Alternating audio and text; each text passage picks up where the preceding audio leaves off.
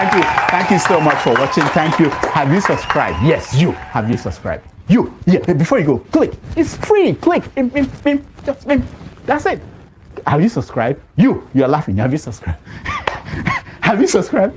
Thank you. Thank you. Thank you. Hey, madam. Thank you so much. I can see you. I can see you. We have to get to 100,000 subscribers. By the end of the year, how are we going to do that if you don't subscribe? Yes, you. Yes, you're about to click off. Why? Have you subscribed? It's free. If you don't, ask your son. Ask your daughter. How to? Just one click. Thank you. Thank you. I see you. Aha. Thank you very much. Thank you very much. I'll see you tomorrow. And tonight, this gentleman will be making his network television debut. This is his most recent album right here. It's called Spirit of Love. We're very pleased to welcome Majek Feshek.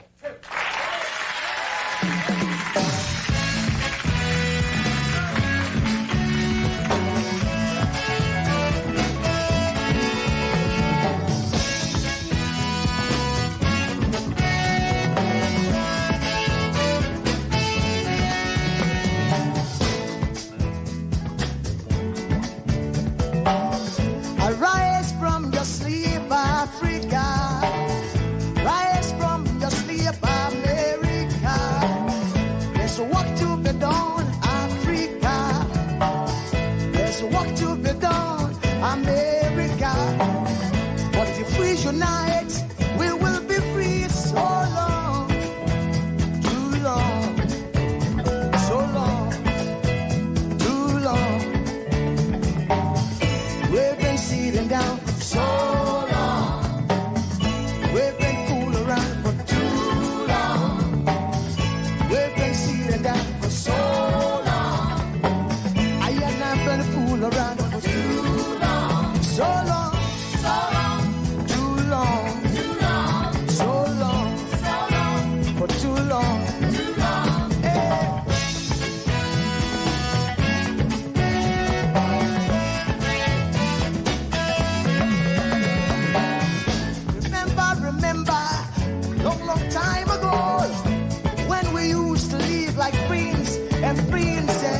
Remember the pyramid of Egypt, when we used to live like prince and princess. Remember Marcus Garvey, who are the dream for New America. Oh, remember Martin Luther King, who are the dream for New America. They say you are black, they say you are brown, they say you are black, they say you are brown. Only the angels of Jah is white now. Only the angels of God is white. So long, too long, so long, too long. We've been sitting down so long. We've been a fool around for too long.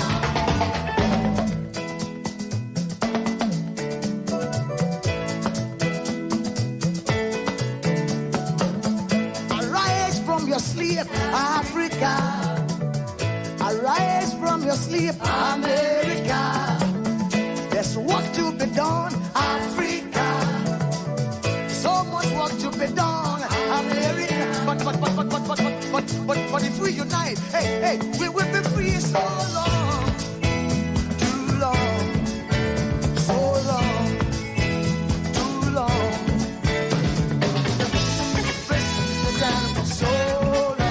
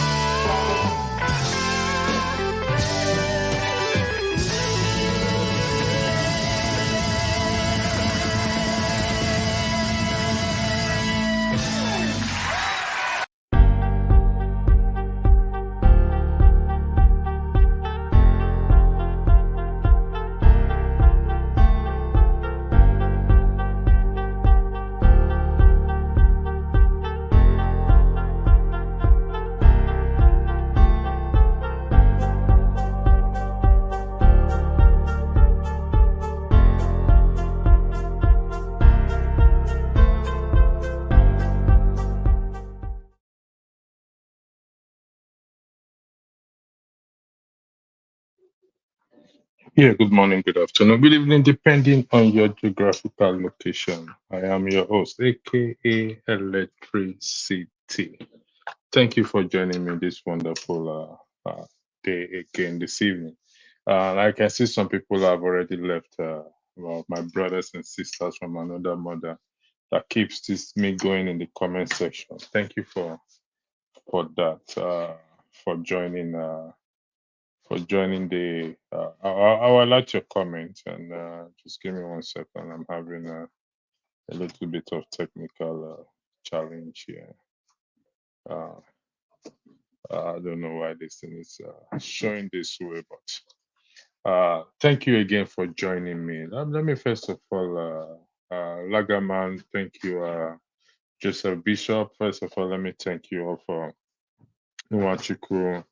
Nwachukwu, I'm the one moderating, and welcome to the show.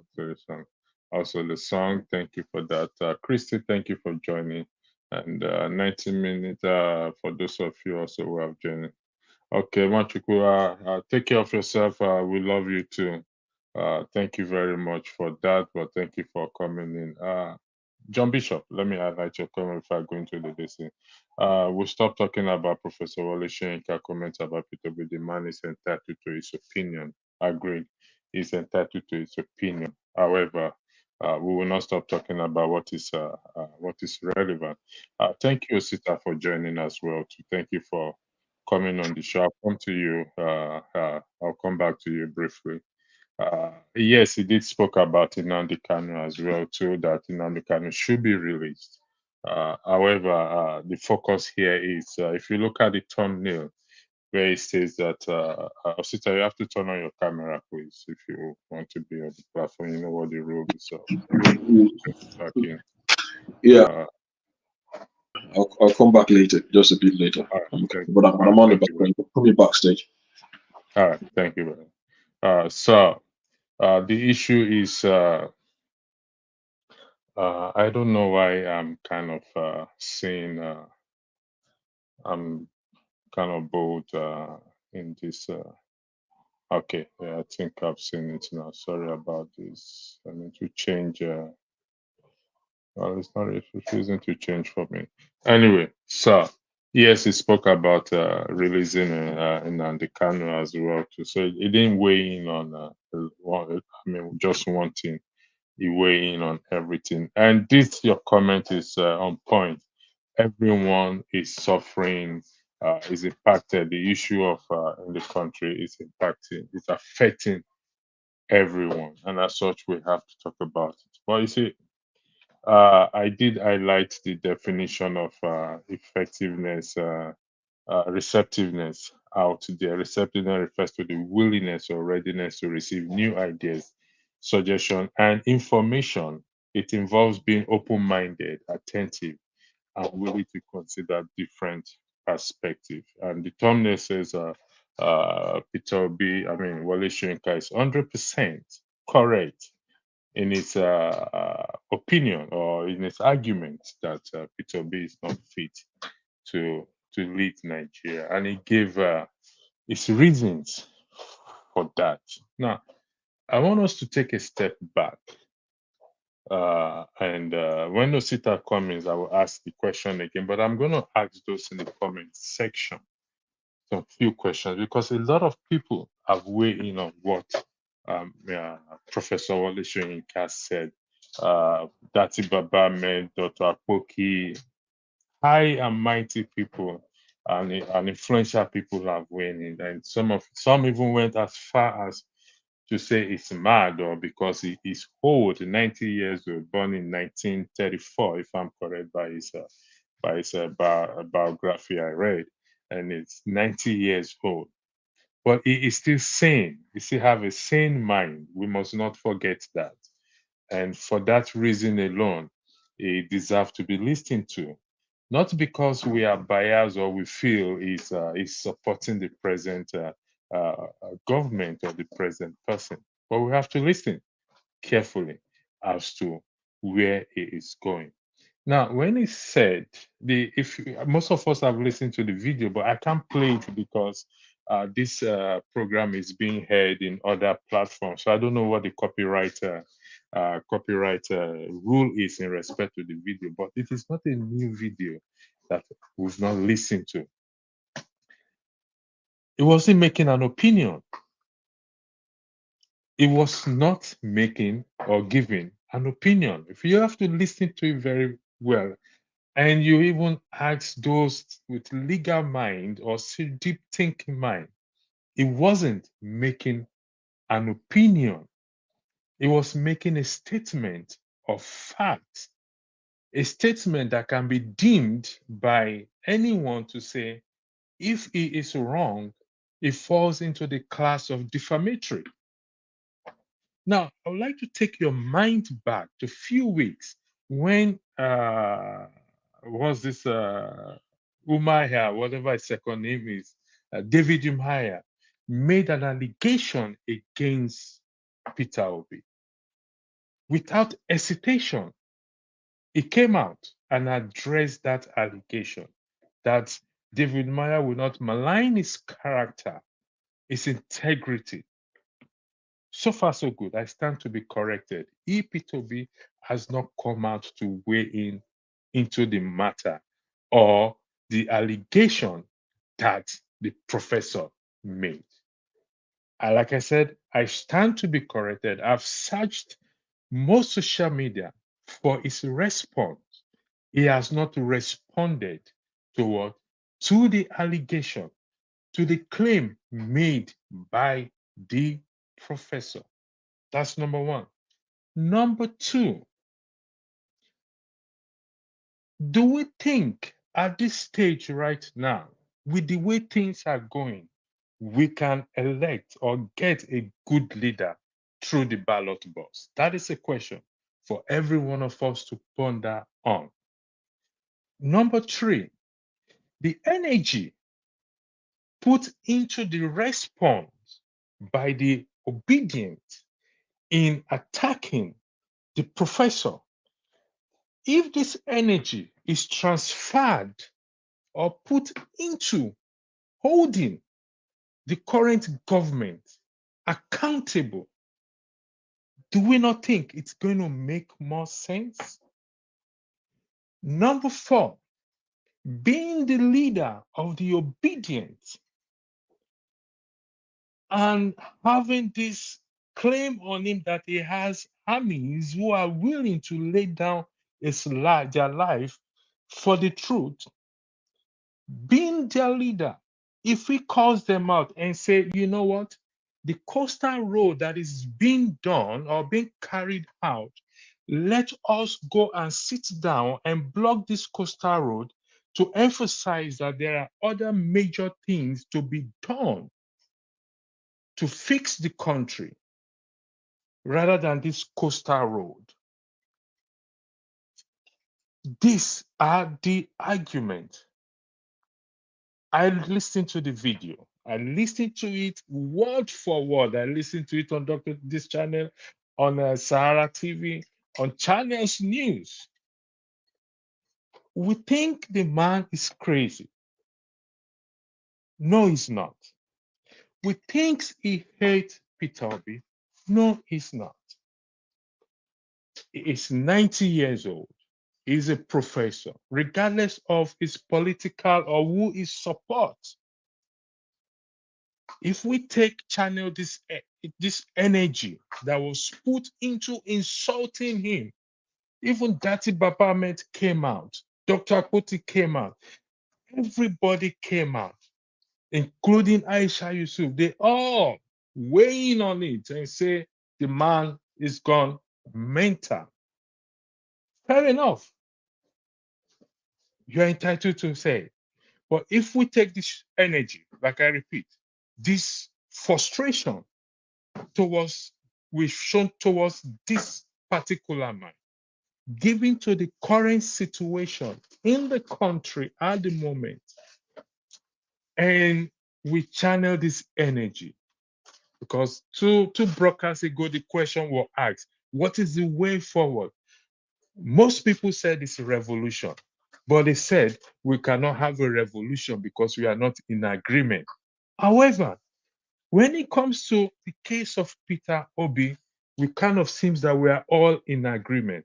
So he has the opportunity to exercise that leadership to tell the people that, listen, we are backing against the wrong tree, which is the professor. The professor is the wrong tree we are backing against. The tree we are meant to back against is for us to have a strong base, just like we have the 1 million man march prior to the election. As such, the professor made that argument that he is not fit to lead the country. Not that the professor hated him. If you listen very well, the professor said he came to visit him in his office. So there is a relationship between both parties, just the same way there is a relationship between Peter Obi and Atiku. When they had a meeting recently, it wasn't like this. The obedient did not come out to voice their concern or their annoyance to a man who is alleged to be responsible for the importation of generator in the country, and as such, we don't have a constant light. They will ensure that we do not have a constant light. Everybody keep muted. They are waiting for the day that he will announce that him and Atiku, they are now on the same team. I want us to reason this and look at what to be receptive to other people's view and opinion. It is very important. Kenneth, thank you for joining. Thank you. Welcome. Yeah. How are you? I'm good. Good evening. Yeah. Hope you're having a good evening where you are. Yeah. So Kenneth, thanks for joining. I will go to comment section later. Let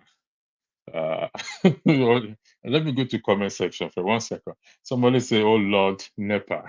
Christine, I think Christine is joining from Nigeria.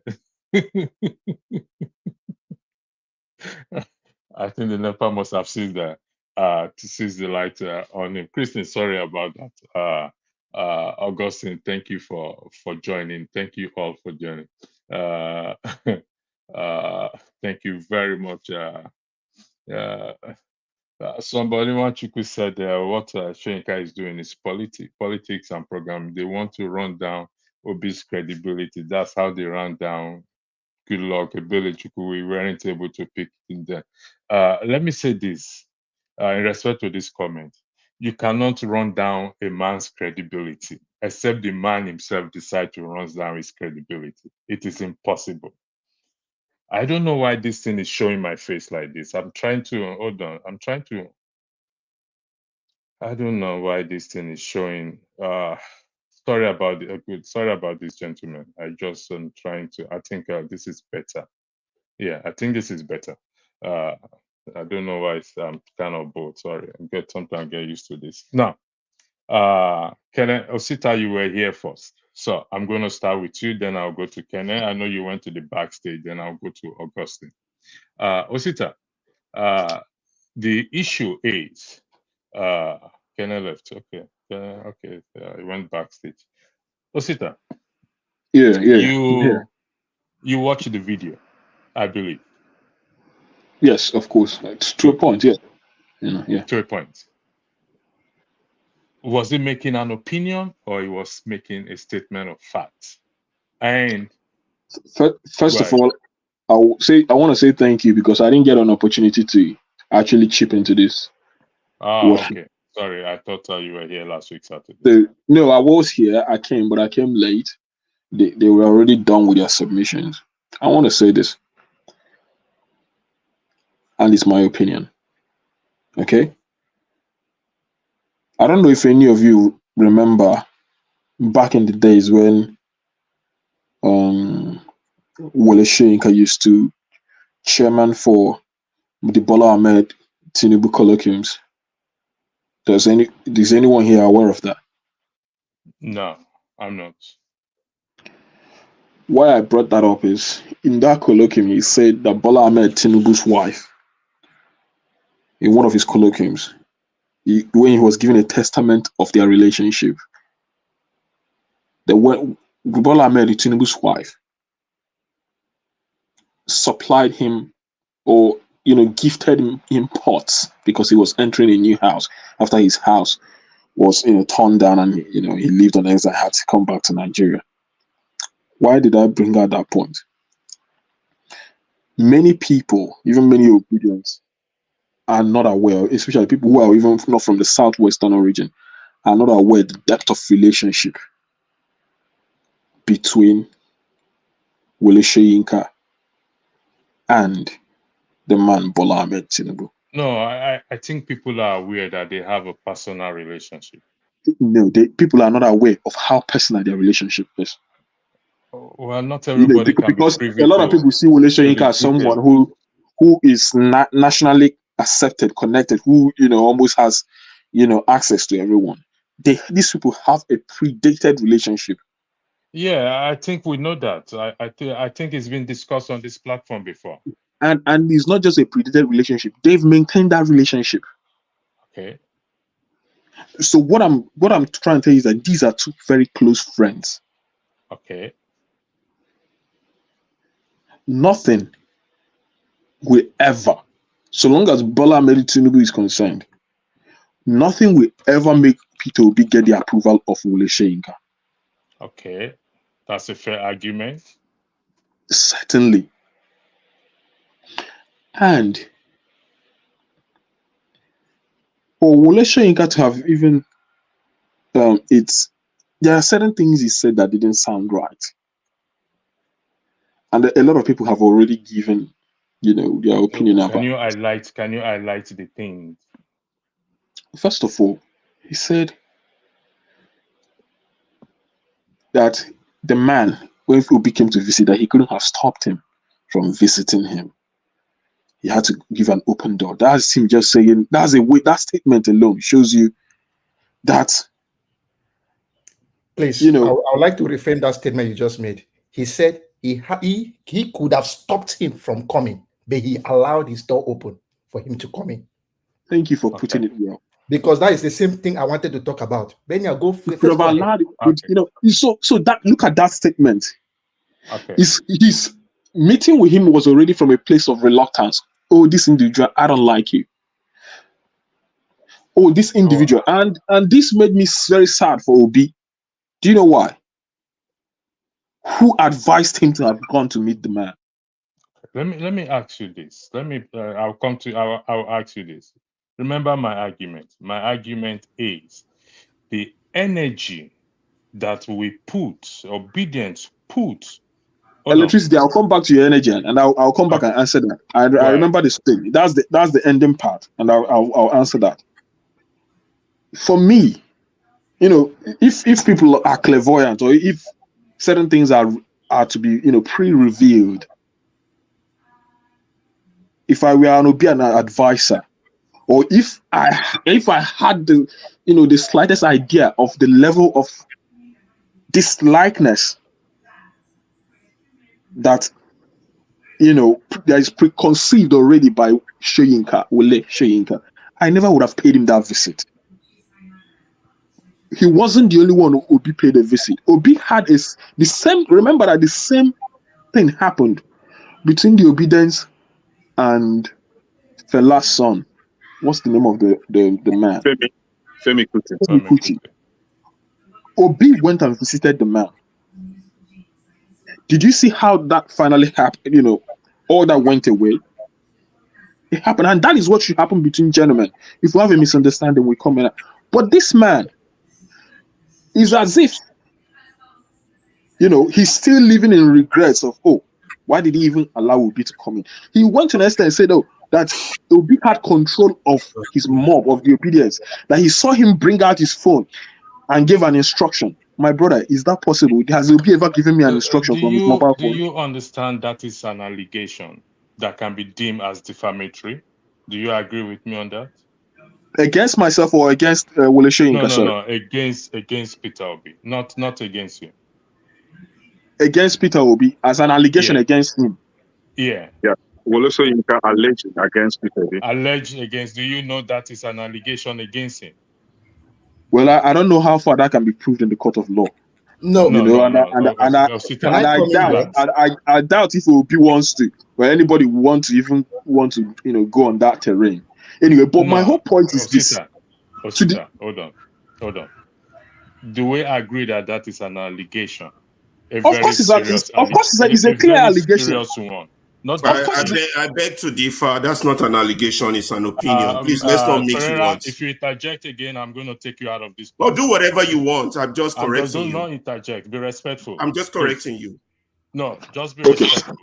See, whatever we want to say about it, whether from the legal perspective or from the a civil perspective, what I'm saying is that for him, I don't know whether he was functioning from another reality altogether. To have, because the man is speaking from a place of conviction. Actually, he actually believed.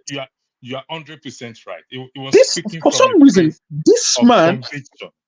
Thank you for that. Actually believes that Obi can, maybe bring out his phone and tell people, okay, like this, and people will actually do that.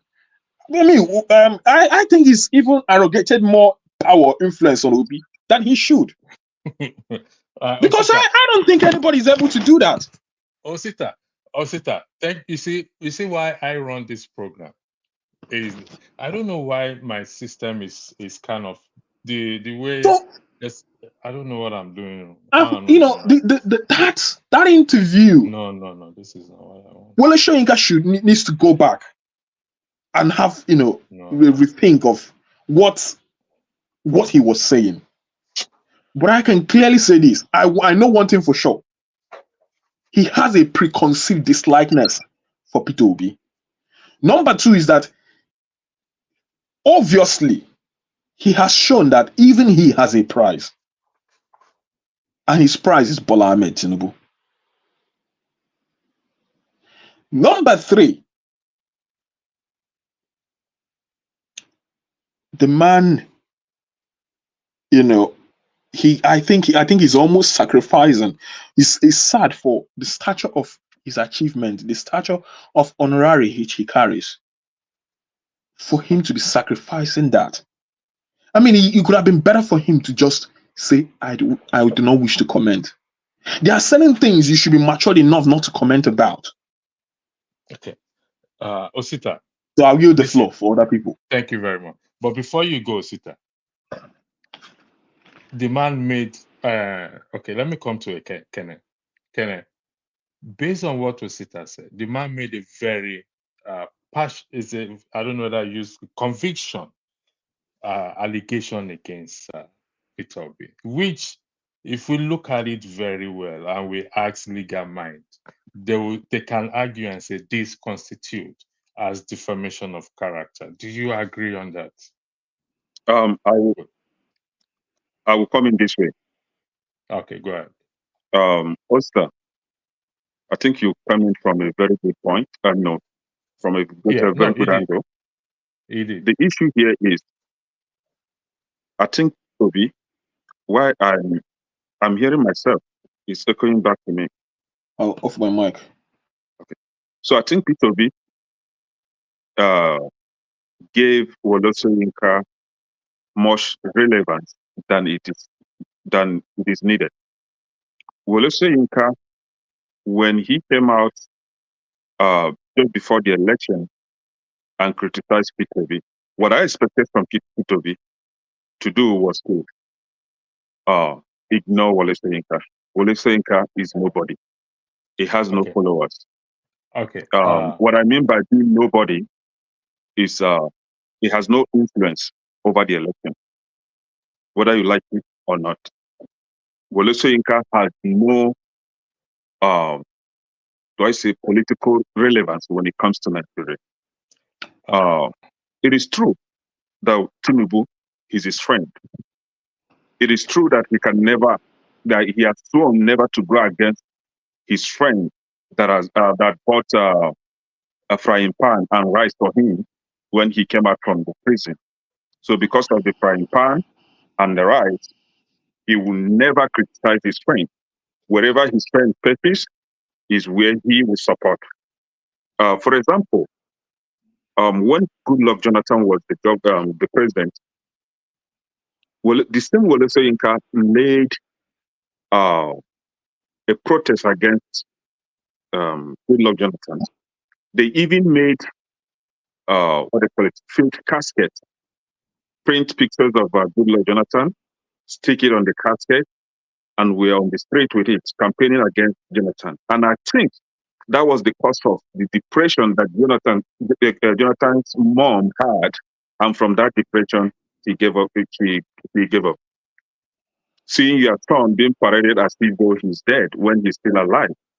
In our place, you can't bury a living man when the person is still alive. You don't celebrate the person's dead when he's still alive. It's a taboo. But Wole Soyinka did that. Now, I want us to be honest to ourselves. Comparing Goodluck Jonathan's regime and that of Buhari, which of these regimes impacted positively on Nigeria's economy? Yeah, Buhari or we Goodluck can't Jonathan? deny that Goodluck Jonathan Thank you. government impacted Good. whether Good. we say it's Thank you. good or it's too good, but it's Now, it's regime. Wole Soyinka was able to lay protest against Goodluck Jonathan. Now we are not even asking him, why didn't you lead a protest against Buhari? But why didn't you just speak against Buhari's style of leadership? He never criticized Buhari.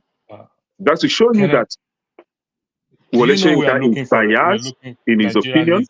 Sorry for interjecting. Do you need Nigeria needs a true leader right now? I mean, when I mean right now, I mean this very moment. Do you agree on that? That Nigeria needs what? A true leader right now. A true leader, of course. Yeah. that is why we're here. Do you also agree that Peter Obi represents that true leader? Exactly.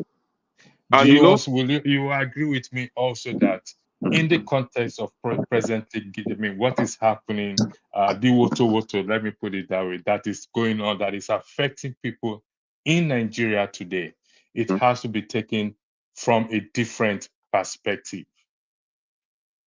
different angle. Can you describe the perspective? In the sense that can you be more elaborate? Not a gentlemanly way we solve this problem that we are facing right now. Exactly. Okay, and if you had listened to my comment on this platform last time, just before the election, I was criticizing Obi for being so gentle. See, we don't, in as much as we need good leaders in Nigeria, I don't think a gentle-hearted person can take, take up the power from these people. The people that you are dealing with are very rascal. They are like, I don't know how to describe people. These people, I find it very difficult to get a word for them. But it's like trying to confront an armed robber with a gun when you are empty-handed, right? So you have to be very mean as well. Now, Soyinka could not criticize Buhari. He could not criticize Tinubu, but he's always quick to speak against Obi. And I ask, is Obi the president of that country now? Is Obi that is piloting the affairs of the country?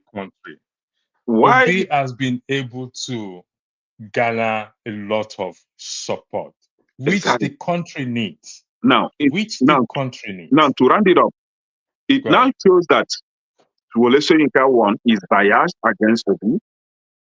Wole Soyinka's opinion is just his opinion, not a fact.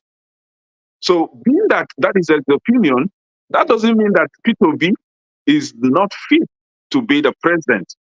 We, the youth, or I don't even know, I call myself youth. We, the youth, we have already chosen Peter Obi to be the best among all of them. If you are not to represent us. What are you classing? Can I come in here? Sure. Now, I first want to differ with two of you. The fact that he's a gentleman, look, the person who can lead Nigeria to prosperity please put me on backstage, please. Be a gentleman. That's the first thing I want to say. If Obi was not gentle and loving, he will not have this support. I remember when I see some movies or some things like that, if somebody who is very hard takes over power, they will say he took power with the sword. But if somebody who is gentle takes over power, you cannot castigate here, maybe he used force or anything. The way Obi is the best. I love the way he even partnered with Dati. Dati seems very hard. Obi seems very soft. It's like that thing we say in the Igbo land. You beat with the right hand, you Austin, drag the child let me closer ask you with a the left question. hand. So Austin, for let me me, ask you a question. I think Obi's way of doing things first, being a gentleman, is very correct. That's the first thing I wanted to talk about this. Okay, hold on 1 second. Austin, in the last, not the last broadcast, I can't remember. I think KJ was in the last broadcast, so KJ will remember. A question was posed by one of my sister. I think she's a female, in the comment section, that we all know the problem. What is the way forward? And everyone said it's a revolution. KJ, you remember that day? But KJ, I remember you saying that yes, it's revolution, but we are not one. We can't achieve this because we are separated. We are not one. But when it comes to matter of Peter Obi, we seem to have one voice. So why can't this is where I am going. Listen, Soyinka is not my issue. Peter Obi is not. I acknowledge that. That's why I said you cannot destroy a man's credibility except the man decide to destroy his own credibility by And himself. that is the second point I want to talk about. Okay, so but with this one voice that we have, that we can tap into, and this energy that came up during this Soyinka's comment on P2P, if this same energy is taken and transferred into this revolution of Section 68 and 110, or whatever revolution that will not lead to war. For example, sorry, I'm taking the coastal road, but you agree with me that there are thousands of roads that needs to be repaired in Nigeria, and not this coastal road. So if Obi can garner his supporters to say, listen, we are going to sit at that coastal road and say this coastal road is not going to work until other issues are attended to, other roads are attended to. Do you not think that will make more sense? Now, that will be scoring an on goal. If Obi does that, it will be scoring an on goal. To be honest with you, these are the things the government of today wants him to do. Once he gets into that trap, he will be accused of what? Stopping the government from working. And you and I know the military and the rest we have. And it starts a bigger revolution. Obi, now, that's the one thing you should note. That is the on goal they want to push. Now, I want to now reply to that. Obi must not lead the revolt. Power rests with the people. Now the people will decide when they are tired and when they want to do it. The people does not need a figurehead. They will say that the Bible will tell you that strike the shepherd and the sheep will scatter. But a situation where you have too many sheep who can control themselves, which we know is not that possible yet. But look at the NSAS revolt.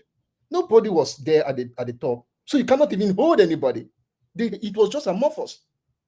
So the people, as I said, will decide. Obi does not need to storm the road for Nigerians to know that it is enough.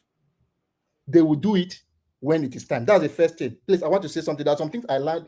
There are some questions you asked, which I noted. The second thing you talked about is that Obi did not come out to talk about Soyinka to stop the insult. There was a time as I said, I only say what I know. I read a tweet from Obi in the past, which he told his supporters that, look, we should offer respect to people. I read it. Do you know the comments I saw under? Obi, dey your lane, no? Me with our lane. Because this thing done too much. That was what I read. The people were not happy that Obi is trying to calm them down. They said, according to the tweets there, the comments, they said it is too much and the old generation have taken them for the ride. And they must say, Augustine. No, if that is the case, is this the proper way to channel such frustration? Good. We will go to the proper way to channel such frustration. If I'm all the 200 million people, I have a way I disobey politicians. Number one, you cannot bribe me. Number two, I will go and vote, and I will knock you so badly that you will never get one vote. And that is where Nigerians have not gotten it right. Nigerians eat free money. Go to the ballot box. I will not revolt. I will not stand on that road. I will go in 2027 with the anger in my heart. You will not get one vote if you are a crazy person. If I am the person working for INEC as the ordinary returning officer, Oga no go collect your money. I will write the right thing. You will now tell me, what about a situation where you are being threatened with gun and the rest? I keep on saying, the person who rigged election is not Tinubu or his son. It is Nigerians like you and I. Now we the rig election. If Trump wanted to go to the Capitol, the driver told him, according to the testimony, that he said, take me to the Capitol. The driver said, I am sorry, sir, I can't do it. He respects the Constitution, not the person who sits on the throne as the president. He respects the country. So that's one thing we should try to note. When Nigerians are ready, they are the ones to get into the streets. They are the ones to revolt through the power of the ballot box and not by fighting. Now, besides that, you also mentioned a particular thing that Soyinka said that he looked at Obi's body language and he felt that he had powers over his followers. You and I know that looks can be very deceptive. I can look at you and say, hey, let's say this person ain't steal my 500 naira. But it may not be true. You cannot base all your evidence on looks. Or maybe I something came into my phone and I tap 1, 2, 3. It's okay because I tapped my phone, everything went down. That's not true. And the first thing my brother said was that as I said, I will listen to what somebody says. He said that he had the right when Obi came into my house. I had the right to walk him out. That means you will not even want me to even come in. You could have just told me from the beginning to leave. I know when I'm no longer welcome anywhere. So Obi being there safe and touching his phone, for me, if I want to now talk on a normal place, I'll say Obi is insultive. Why? For touching your phone when you're in somebody's house. But when you know you are not welcome, you try to distract yourself with something. All of us know when teacher know they teach well for class, what you picking they do, nobody to read social media. Thank you, Austin. I'll go to you, So KJ. I'll come back to you, Austin. that's one thing we should try to note. And please, there are questions I'll I'm end going up to with put this. to you. Can I just say one last thing before I go? Okay, go ahead. The last thing I want to say is that matter for Nigeria plenty. Obi they tweet every minute. Baba no be everything you go talk about. And when you too fast to go and talk about something, they go ask you. Somebody will ask you, but why are you even talking about it? Okay, somebody accused me of doing something bad, and I just run. People just start talking. It's not me. It is this. No, it may show you are guilty. Sometimes it is good when somebody lays an allegation. That's why somebody will say, "I will not speak until I talk to my lawyer." So it therefore means I need to sit down, digest the allegation. Then, if I want to write something about it, I'll now say, "This is my response." So give him time. This will always fall in place. If I was Obi, I will not respond on Soyinka. Keep on one side first. Thank you. KJ, I don't know. KJ, you are based in the US. Okay. There's this protest that often goes on in. Osita is in the UK. There's this Just Oil protest that often goes on in the UK. You see people sitting down on the road. Osita, are you aware of that Just Oil protest that often goes on? Yeah, we can't hear you. KJ, I'll come to you. I just need Osita to confirm something. Life in the UK, to me, Osita, just answer the question. you Are people have you issue. aware? I've never been interested in noticing their protests, my brother. There's nothing for them to protest about here. All right, the floor is yours. Now, before you speak, KJ, I know those in the comment section. Some of you are pissed off or angry why I took Ferreira out. I can understand your anger, but there's an underlying factor to that effect, to that action taken, and so it will become a moderator soon. I've written to Rudolph, and I believe Rudolph will make him a moderator. Made an official motion to Rudolph. Also made another official issue, which I'm not going to say out in the public for legal reasons. So he knows himself. So thank you, KJ. The floor is yours. Okay, thank you. And just to also buttress the last thing you have said, when you're a moderator, you most times act as the devil's advocate. You ask the questions that you do not think people will be asking. You just play the opposite so that you will have a robust discussion. Not necessarily because you understand or you mean what you're saying, but because you want to have an enriched discussion, you just throw in, the spanners in the wheel. And not the way forefather does it, but the way you do it is moderate. You ask so that some people can now air out, and think, deeper to bring out something that is worthy to be listened to. So let's understand how these things work. Let's not make it look as if once somebody is asking a question you don't agree with, it means that the person is against the individual. No, it's not. And a guy here already on the comment has already said one of the things I want to say. Peter Obi earlier when this West Coast road was meted, he made a very clear statement on it. He said that if left to him, even if you wanted to do a West Coast road, East Coast road, or whatever you call it, South Coast road, that you should have used the old road that's already there. Taking away, do you know how many people that have been dislodged, from their daily bread in Lagos there just by destroying that thing? And recently, I read also that Gambia have offered a man, a very large variety of, coastline for him to come and start his business. you know. And then somebody was saying, why does he need to go to Gambia now? Why not go to Ebonyi State and go and use the river there to do this? These are the mundane things we discuss sometimes, that we forget the national question. We forget what is gathering us together. We forget that, no finger makes it all. Even the small thumb adds to the whole, you being able to have a grip of whatever you're holding with your arm.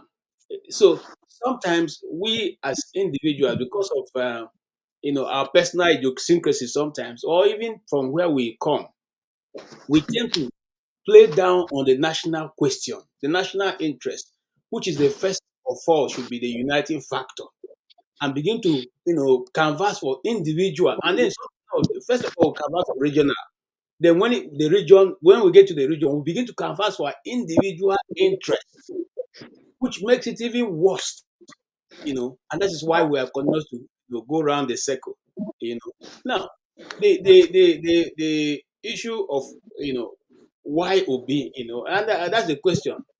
This man he didn't even come second. He didn't come third. I mean, he came a distant third. That's what the Nigerian media used to say, a distant third.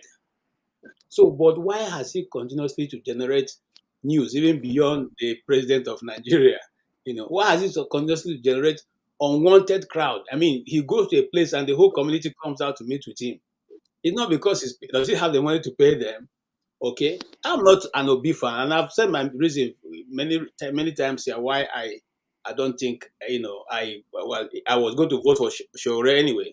If I was going to vote, why did I say that? I said in the first place, you see, look, and when he was there, I asked the same question I've said here, because I realized something in this world. If you fail an exam before, when you want to retake that paper, you go back to your old question papers. You start from there. You look at what you didn't write properly. You review it. Okay. You then develop a different strategy. You can sometimes even come with acronyms, so that you know that this abbreviation gives you straight answer. So once you just scribble that, that thing by the side of the paper, you know what each word means. And I asked, have you all gone to sit down and review why it didn't work this time? Because those who grabbed it, who snatched it, who ran with it, are still in government. And they're going to repeat the same thing, if not worse. The only way you can deal with such a situation is to get ready to also do, if you cannot rescue the pig without getting to the muddy water. Okay. So now, why are some, after the election, so obedient people not well satisfied, and why would they? KJ, In fact, KJ, yes, sorry I'm for coming. Let interrupting. me say this, and Uh, I'll stop so I can hear your question. Peter Obi once said, people are saying that he wanted to control the obedient people, and they reminded him, Oga, well, be saying that because of you will come, will not come because of you. we dey our lane. We only see say you can be the vehicle to take us where we're going. So don't overplay your hand. And I understand it. You can't control them. You can't. I mean, are they even being, are they being, are they disturbing group? They're not a disturbing group. Most of the people in obedient family are educated people, enlightened people, who some of them are, they are well enlightened in whichever aspect of life you may look at it. So how can you even say, is it, some of the people will see on screen that will have time to go and begin to chase people in the street? No. So that is what you see. If they want to give you a bad name, they tell you that it's uneducated people that are following you who don't know anything. So you can easily bamboozle them with your this thing. It is not. I hear your questions, sir. KJ, Yes, sir. you listen to the question I asked Kenneth. There is no denial that, but the issue now is based on that last discussion we had, the energy that is being channeled into this attacking this individual, whether at the moment is Soyinka. The energy being used, channel, if we channel this energy given to what is on the ground in the country now, do you not think it's going to be more beneficiary? Yeah, but I agree with you. But can I just use a small analogy? If you used to watch those days when they used to do wrestling, okay, WWF wrestling, when Yeah, they are doing yeah. team, okay, they tag team if they are 3 or 4. What the person that's strongest, the whole people will gather and take him out. Those ones they do that by throwing out. You see that Last everyone man is standing.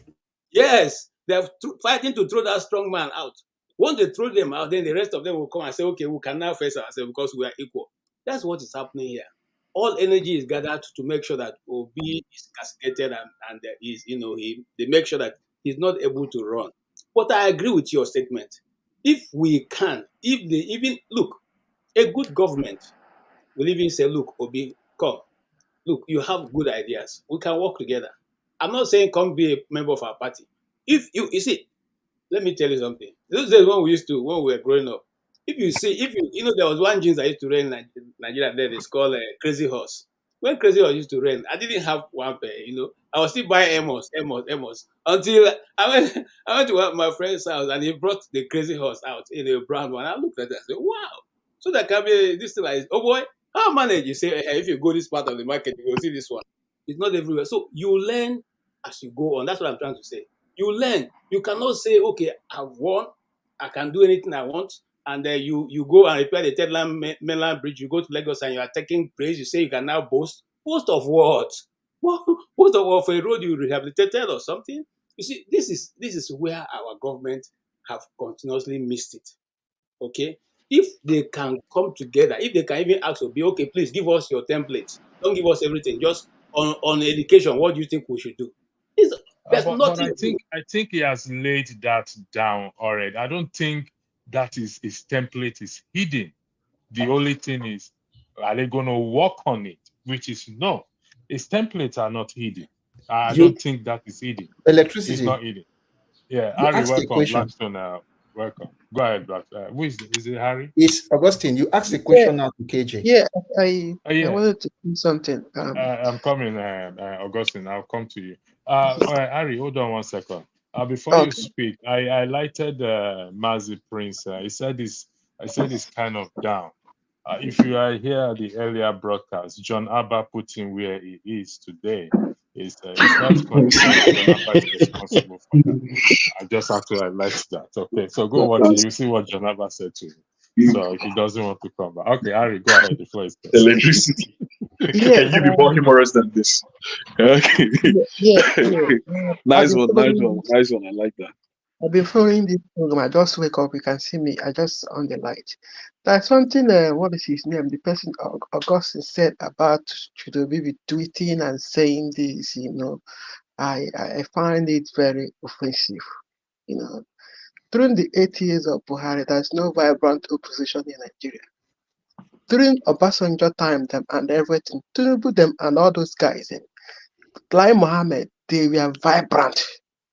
Every whatever they propose in the house, they will say no, we're not going to do that. Even national confab, most of them they work out on it. That is a very strong opposition. So Obi is playing that opposition strongly.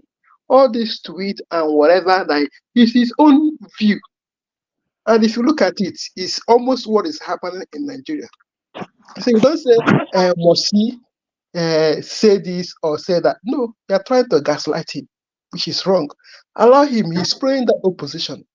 If they felt that what he did or that is wrong, they should arrest him or say or counter, or because we know they used to give us disinformation or misinformation, this propaganda that are there.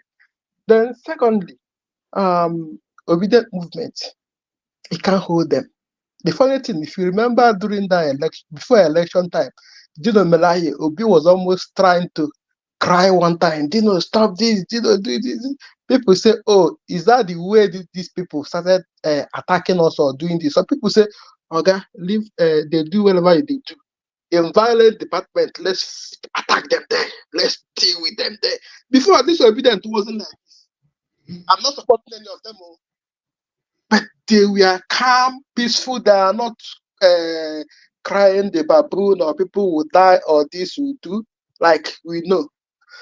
Coming to Baba Soyinka. Baba Soyinka, I think there is no need to start replying him. There's no need. Because anything you say, some people from other side will say, oh, these people, they are trying to disrespect our elderly person or this or that. But sometimes the truth must be told. Obi doesn't have power to tell Obi because they are all over the whole world.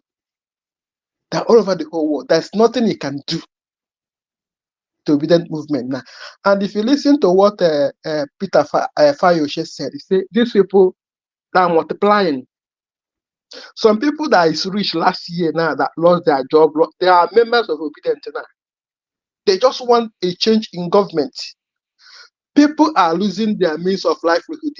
Okay. Like more money in your account. Yeah. Harry, sorry for interrupting. How do we achieve this change of government? Do you think through the ballot? Don't forget that Yakubu Mahmoud is still the what's his name?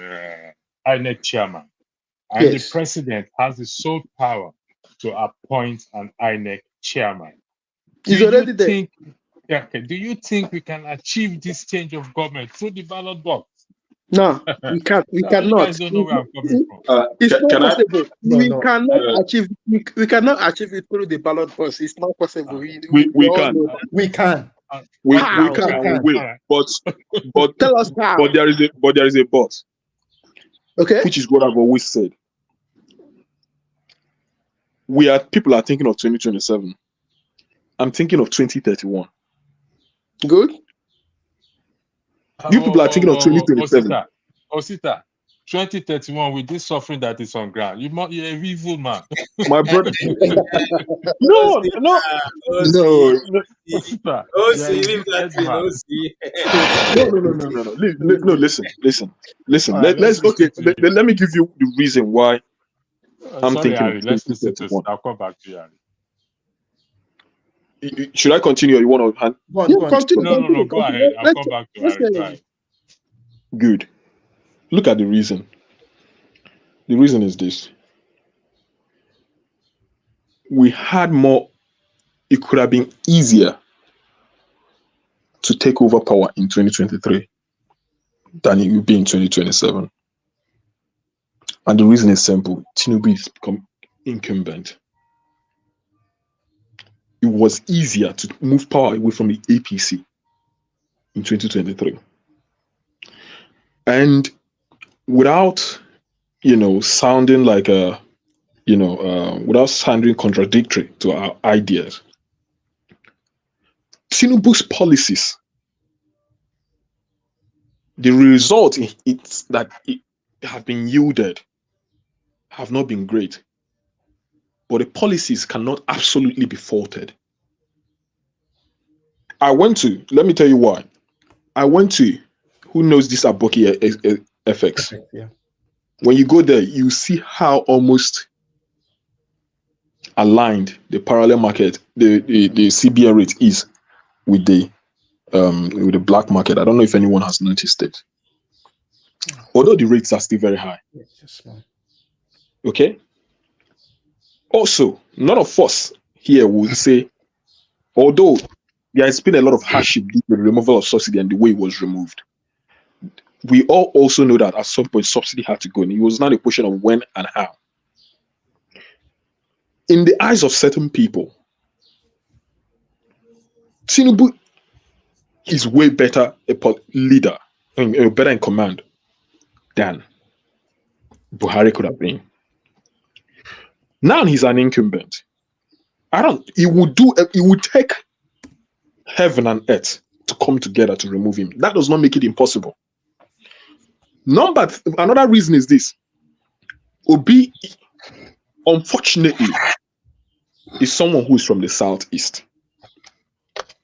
Power doesn't easily come from that place. Why I'm someone like myself, I'm looking at 2031 is because my hope for the obedient movement does not stop with just Obi. It should be something that even from now, we're already thinking, this man who is Peter Obi, look at his age. Look at the spectrum or the structure of Nigerian politics. If we are not able to get him in 2027 to go in, does that mean that we'll not entirely give up? No. What about 2031? Who is it that we are already in our mindset, narrowing our microscope towards from the north? Who is the person who has the same ideology as us? The obedient movement should not be something that is just limited to Peter Obi. It should be something that we're able to transfer to anybody who is able, who has the capacity to give us the good governance, the future that we're looking for. So, and there's something Peter Obi says, which makes me to believe that maybe the man also has an idea, and which he tells you that he's not desperate to be president, he's desperate to see Nigeria work. He always says that the race we are running is not a short race, it's a long one. Can I come in quickly before I start to drive? Okay. So I'll just finish. So for that reason, yes, I believe we can achieve it through the ballot. But will it be the ballot of 2027? That I cannot tell you for sure. But if we continue like this, something will give in. It will only be a question of when. All right. So I don't know. I'll add something to what he said. Ari, hold on, Augustine, hold on. Ari, I took the mic off. Osita, you said 2031. See, How much? I know. Osita, hold on. How much is a bag of rice right now? My brother, you think I'm oblivious of that fact? But it still doesn't change. It's almost 70,000 naira, I think. No, Osita, you are not even correct. That means you're oblivious. Bag of rice is over 80,000 naira now. How much is it? Moderator, let me say one thing before I go.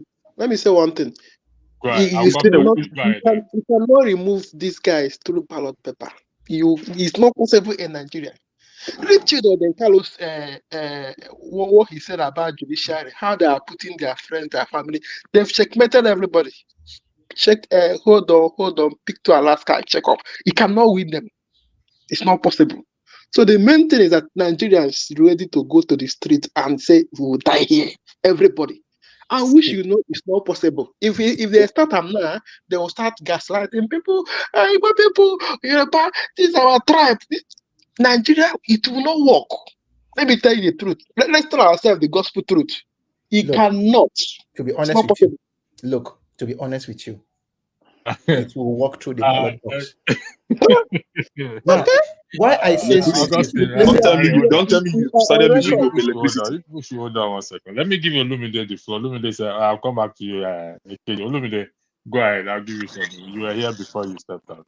So thank you for the opportunity. I just want to sorry, Blackstone, I'll come to you. Apologies for that. So I just want to weigh in on 2-3 key points. First is the point raised by Augustine. So Augustine, please, stop giving the people in government a reason to not be responsible, a reason for them to get away with murder. Please, stop blaming the average man on the street. The 2015 that you used to make your example and analogy is a long time from 2022 when the last election took place. Actually, 7-8 years. The people were ready. They dug up the PVC. They did everything that they needed to do. You can never get 100% record all through, but a large majority were ready. But the custodian of the process, the government agencies failed them. INEC failed them. The police law enforcement agency looked the other way while they were perpetrating the act. The people that were bribed had people inside INEC who were enabling them. Even if the ordinary man that they bribed refused, the people inside INEC are ready to change figures. What Nigerians should be crying for now is, number one, Mahmoud should be gone. Regardless of who Tinubu appoints again, they must use every tool of transparency available to INEC to making sure that every electioneering at every level of governance is transparent, free and fair. You understand? Even if there are errors or mistakes or fraud somewhere, they should be negligible. Even in the United States, there's still a measure of fraud or error, but they are very negligible. They don't really affect the outcome of the How election do at we the end do of the that day. then? So they almost got it right, but somebody decided to turn up the beavers. We know where all this came from. Yes. You understand? That we almost got it right. They had a failed proof Olumide, sorry for system. You interjecting. understand? You said, sorry, you said They they didn't turn up almost the got it beavers. right, or it's a calculated effort. I'm a little bit confused. Who It's a, almost got it right, or is it calculated effort? INEC almost got it right. Mahmoud came out in the Olumide, whole a lot of world. people will stone you Months. for this statement you just said. Listen, Don't let listen, Obidien listen, come after you. No, listen, but really, listen, he's listen. Let's be honest. Go ahead, He go almost ahead, got it Olumide. right, but at some point during the collating of the results or transmission of the result, somebody decided to pull the trigger on the beavers or the IRA or whatever. And is the man responsible for it?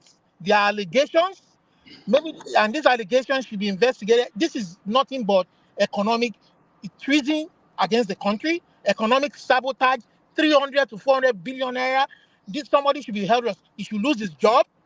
You understand? And somebody else should come in that can do the job. You understand? So see. Oga, yeah, which time you come out for You Nigeria? You can don't laugh. take. You don't take. Let's No, laugh. Stop what you are bringing saying is the See, this truth. into see, see, American see. this thing Let's here. laugh. If they are not ready to do the job, I agree. If they were ready to do the job, the least Tinubu should have shown to us or given to us was during the off-cycle electioneering process, shortly after the presidential election, was to say, you know what, I want to prove to the world that my coming into the presidency wasn't just a fluke, and that the system can work. And he should have proved that to us, but they didn't prove it. They didn't make any effort because they went the same way. It was all a sham. And let's hope that Ido election doesn't go the same way. You understand? At this moment, they are not ready to make changes. You understand? That is why people like us clamoring for our own Yoruba country where things can work. Because and Biafra, the Igbo people clamoring for their own nation where they can see things begin to work. Because see, this electioneering process is a process of accountability. That is the only way you can make the high and the low accountable to the society. That is the only way somebody like Wike cannot come and brag and tell you that in the next election cycle, he is sure that it is he who will carry the day. You understand? Not allowing the people to choose. That is the very reason why somebody like Soyinka is somebody I respect so much. He fought against dictatorship, making the government accountable different times that different governments has been in power in Nigeria. But now he's choosing to look the other way. When it was very, very clear that in the last presidential election, it was nothing but a sham and failed every measure of a credible election, and is choosing to look the other way and pretend that Tinubu was rightfully elected or didn't steal the mandate. That is fine. Even the fake judiciary made him president. made it legal for him, but Soyinka, like he had every right during those bad days of governance. The obedience have a right to speak out too. As long as every man has a right to speak out, democracy is all about criticism. Democracy can be very fierce. You can look for every critical situation or moment to bring your opponent down. You can look at their personal lifestyle, you can look at their love life, you can look at their work life. But as long as you're not threatening their existence, you're not threatening their life, you're not making any threat to their right to live as human beings. You understand? So Soyinka should leave the Olu- obedience alone. Let them be critical of the government. Let them make the government Can I just accountable. drop one thing because I wanted Olumide, to leave now? thank you. You said a lot of things that I don't think many people will agree with you in terms of having trust with INEC and somebody. Sorry, I'll come back to you, Olumide. Awibun, you are in the backstage. Except if you're joining from, are you joining from Nigeria, Africa? Where are you joining from? I can see your comment in the private sector, private chat. Where are you joining from? You said you are in the dark. You are not in the dark. There's no light where you are. But where are you joining from, please? I'll bring you in. Can you tell me where you're joining from, please? Thank you, Electricity. You should know me. This is Vine Maxwell. I'm a Ghanaian. No, my mom Oh, is the from vast Abia master State. that is rearing the We know cows Max and this now. thing. Homeboy. Okay, sorry, we are in Ghana. Okay. We have electricity. We have a general light out Okay, all no, over my I area understand. here. I understand. So I am in the farm, and Yeah, that is the reason why. no problem. Yeah, you're welcome. I didn't know you by name, but I know you by your face. The issue on ground here is, let's be realistic. I think most of us are in touch with things happening back at home. As of today, uh, uh, uh, it's like a burger. I don't know how they describe it. I don't know what sort of burger is it. It's costing 650 naira. Now, a mother cannot even buy that burger for the child. So rather than me buying you this burger, this money is enough to buy okra and pepper, and we can make small soup that will go for 2 or 3 days. That is the reality on ground. And Osita is saying 2031, that not 2027. That is suicidal. Do you know what will happen to people? And that is why I'm running this broadcast. That this energy, the amount of energy that has been invented or put into insulting is 90-year-old man because he doesn't like your preferred candidate. And what is happening is affecting everyone. Can we not channel this energy rightly? KJ, before I come to you, I'll give a Blackstone. Can I You just say spoke in the something because I comment. wanted to leave? Hold on, Austin. Blackstone has been patient. Blackstone, and then I'll come to go on Blackstone. The first yes. Thank you, Electricity, and good day to everybody. Anyway, there have been so many perspective or different ways people are approaching this issue of Nigeria. Only media we know it's always on one direction. Beavers and the situation for beavers and so on and so forth, you know. But the issue are not excuse me, the issue is not, we are not talking about what has happened anyway. We know what happened, and the most important thing now is how we can fight that what happened will not repeat himself in 2027. And from what I'm saying is that there are some things that they should put into place, right? First and foremost is to amend the electoral law that give a loophole for INEC to manipulate election results or make INEC to decide at the last minute what do we use, or how do we use to collate and do all those things. That issue should be cleared in the electoral law. There should be a one process, just a single way by which INEC will operate and collate and present the result to the people. When that is not put in place, what happened in last election will also repeat itself again, because INEC will come up and say, still change the goalpost at the 90 minutes of the game and say, this is how we are going to do our thing. That is one point. The second thing is this, right? We are talking about 2027. I believe that when there's a massive, or what is that? When we know actually who we actually voted for, right? When there's a massive support, it is very difficult for Eric to be able to change, to change the result. Right? You know that some of the state, it was not possible for them to change the whole result, because the difference was so clear, it was so huge that no matter how you did dot and add to this one, it will not match up. That was there. So if we know who we are voting for and we massively voted for that person, for that candidate, it will be difficult for INEC to come and they try to manipulate the result. The actual result will still come out. That person will still win because there's a greater margin of difference between that person and the next one. That's another thing too, because we Nigerians, actually in every country, it's very difficult for you to have a clear winner with the huge margin between candidates.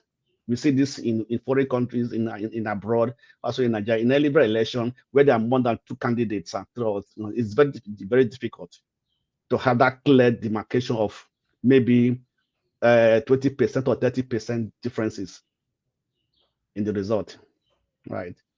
So talking about the obedient group, I will say that obedient movement is 2.0 of NSAS.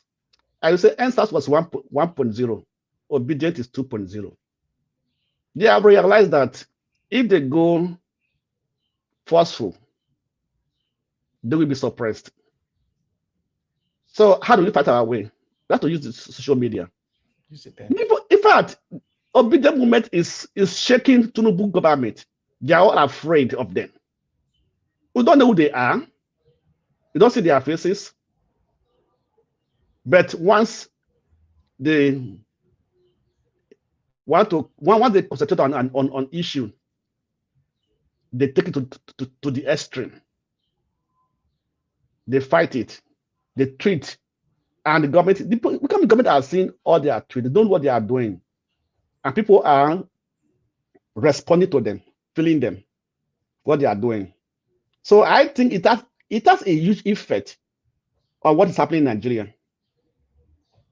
In every facet of Nigeria, the government and everything, the effect of the obedient movement is having a tremendous effect on the decisions of the government. How Blackstone?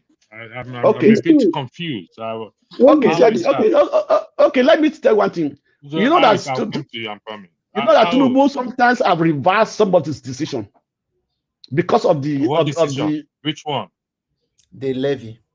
The levy. Which one? The levy was the house that came together and said the house that the house. How did they know? How did the house come together? Who started the? So you don't know the house just came together. No, it was the pressure from the citizens, from the people. The house cannot just wake up and say and come together and say they want to just make a law and reverse and say, okay, we want to debate this. The pressure has been there. So it is from the people. You understand me? The house cannot just wake up. The so-called corrupt members of the house, they come and say, oh, want to reverse this thing. The ministers was being heated here and there. You know, so some of these are happening. It's an effect on the people. You know, sometimes they come to the public and say, the way people are talking, and the citizens, we are listening to you. It's not because they just want to listen, because people are talking. Every like in Nigeria, almost everybody's obedient movement anyway. Almost everybody, because these are the people that people are actually fighting. You understand me? You know, Blackstone. With these things needs to be transformed. You see, this energy. This is why we're here today. This energy needs to be transformed ASAP. yeah. So, I agree with you. But before it can be transformed, you have to have a strategy. You can't just hit the street like that, because how long wait, are we going? yes, wait. I'll come to Can you, I say Blackstone. something and go? Okay. Blackstone, Harry, I'll come to you. I know a lot of people have been giving out to me about you. That I'll give you your time back, Harry. Austin wants to leave. Austin. No, Austin, hold on. Please, This now I want man to go is here. somewhere. It's almost dark, and I don't like talking at night. I want to go out of my house. I'll give you just 2 minutes. Is that okay? I will even take one. Okay, 1 minute. All right, thank you. So one thing I wanted to say is that I'll go with Blackstone. Presently, as I'm talking to you, there is a group that is looking at the loopholes of the Electoral Act. I think they gave their first recommendation about the Electoral Act recently. I saw it on Arise TV. So they just want to find out where the laws are ambiguous and close that option. Secondly, to be honest with you, going physical on the government, I will not advise it. But using the pen is very powerful. What you write about somebody matters. That's the second thing. If you block the loopholes in the Electoral Act, and don't forget, all these lawyers, they need the words to manipulate in order for them to do what they want to do, even the courts. Once there's ambiguity in something, they can capitalize and use their, how they call it, technicalities. So the first thing I always talk is that make the Electoral Act very unambiguous. Then from there, everybody come out and vote. You see a little bit of difference. Even if you don't go there, there will still be next 1 minute is over. Thank you very much. Thank you so My much. boss is here at the moment, so I have to be very careful, which is sure. I'm going to Awibun, then I'll go to Ari, then we'll go around. We'll go to KJ. KJ, I have to go to Awibun first because I didn't even finish what I wanted to say. I said one point. I said one point I wanted to bring out. Okay. Okay, go ahead, Blackstone. Just 1 minute. Bring out the. Okay, about the ANEC chairman. ANEC chairman tenure is expiring by next year. I think October next, in June next year, and maybe they can extend it for another to November. But next year they must appoint a new ANEC chairman, right? So it is time for Nigeria now to be ready and to fight who they are going to choose or who are going to present. Let me be to check their background check and everything, their integrity and everything, and then see who they are and who Tinubu is going to appoint. I think Tinubu will not be able to. I think it can be able. It has no power to extend the tenure of the ANEC chairman, but what he said, but he can force himself to do it. So Nigeria should be ready. Are you sure about that? He has no power to extend the tenure of the INEC chairman. Are you speaking from fact? I read that's the analysis I heard from Arise News. You know, their external is expiring by June, right? Yeah. They still have maybe before they appoint another ANEC chairman, it will be maybe by November we'll be able to swear in. But what he said that he can be able to use his own power to just to keep him there for another tenure. You understand me?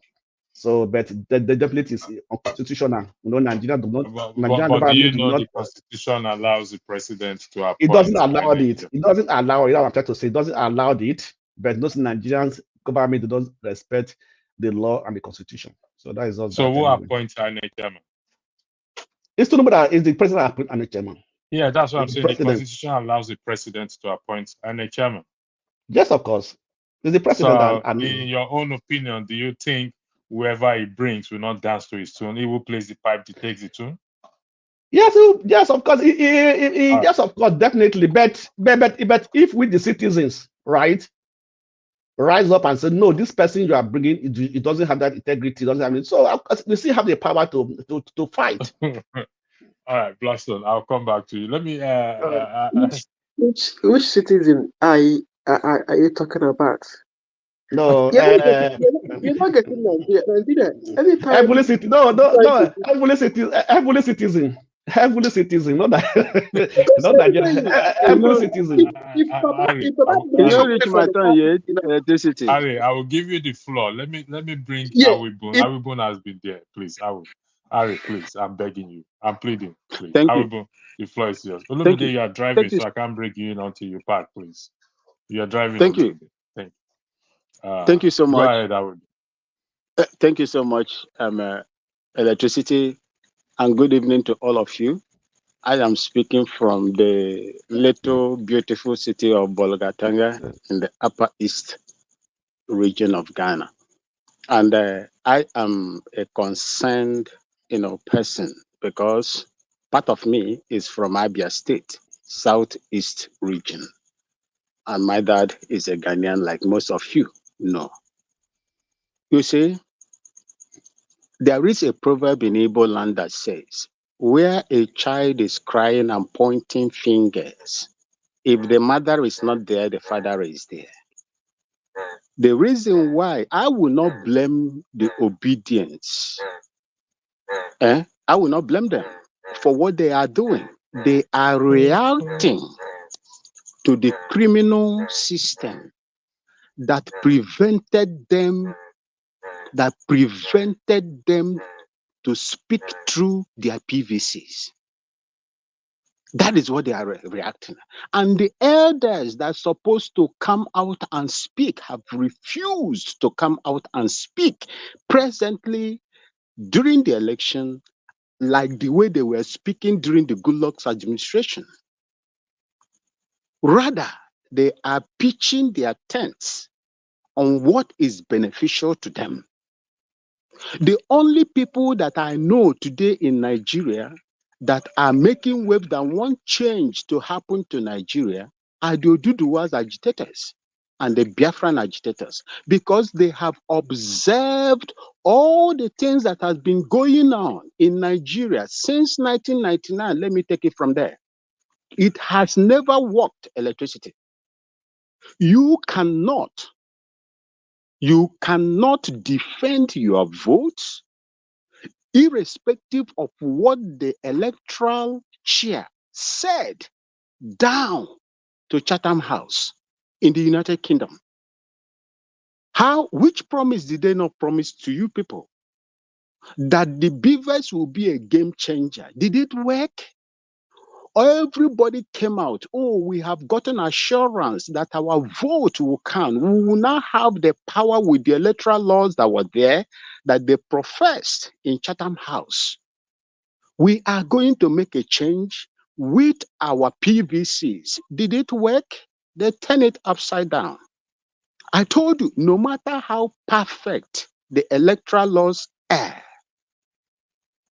as long as that fraudulent system the 1999 Constitution is still operational, you will never have a very good system in that country that will, warrant you or your votes to work.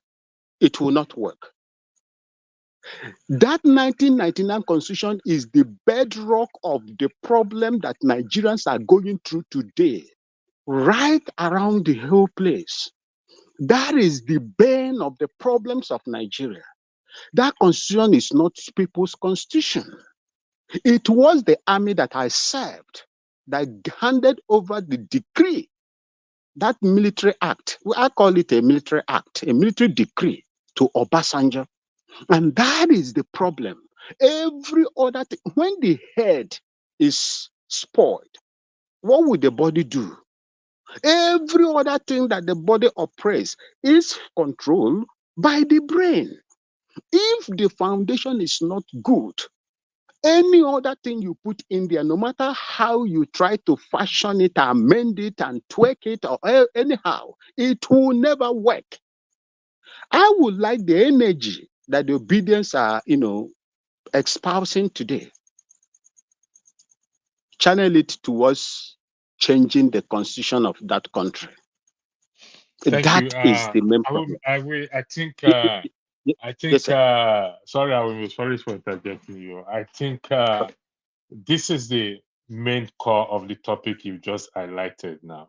This energy should be channeled to the right and appropriate quarter. Go ahead. I just need to buttress that. Thank you. You have 2 more minutes to round up. Okay, I will round up right now. If you look at the Labour Party legislators, are they not there in the National Assembly? They are the same What are thing, they my doing? brother. They are there. What are they doing? When they gave them that how many million naira vehicle, did they object it looking at their principle, the ideology of their principle? Did they object to it? Did they refuse it just like the Gambian woman refused what they were planning to give to them in Gambia?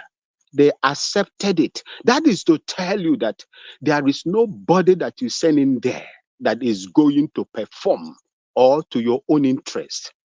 The only thing I will advise that our people should do that will affect where my mother comes from, Abia State, positively, is to channel this energy, speak to these legislators. They have the powers to gather and call the people so that the people will come and, chart a new path, the way that they are going to. If the systems are functioning very well, the structures are being made to function very well, all these problems and talking that we are talking today will never happen. And remember electricity. These people are not ready to leave those positions that they are holding today. They have amassed so much wealth. And today they are recruiting, like I said in the comment section, they are recruiting their wards to take over where their fathers and mothers, are going to stop. Thank you so much and God bless you. Thank you very much. Well, Let's do it. Ari, the floor is. Let's do it this way so that I will yield the floor I'm to just Show. I'm just ready just to confirm to what he said. Just 30 seconds and then. Okay, go ahead. If when he started speaking and I was saying yes, yes, there's a big frog at the background that was concurring to what he said. Wow, wow, wow. Everything he said checked my mind. So I rest my case. Thank you guys. Electricity.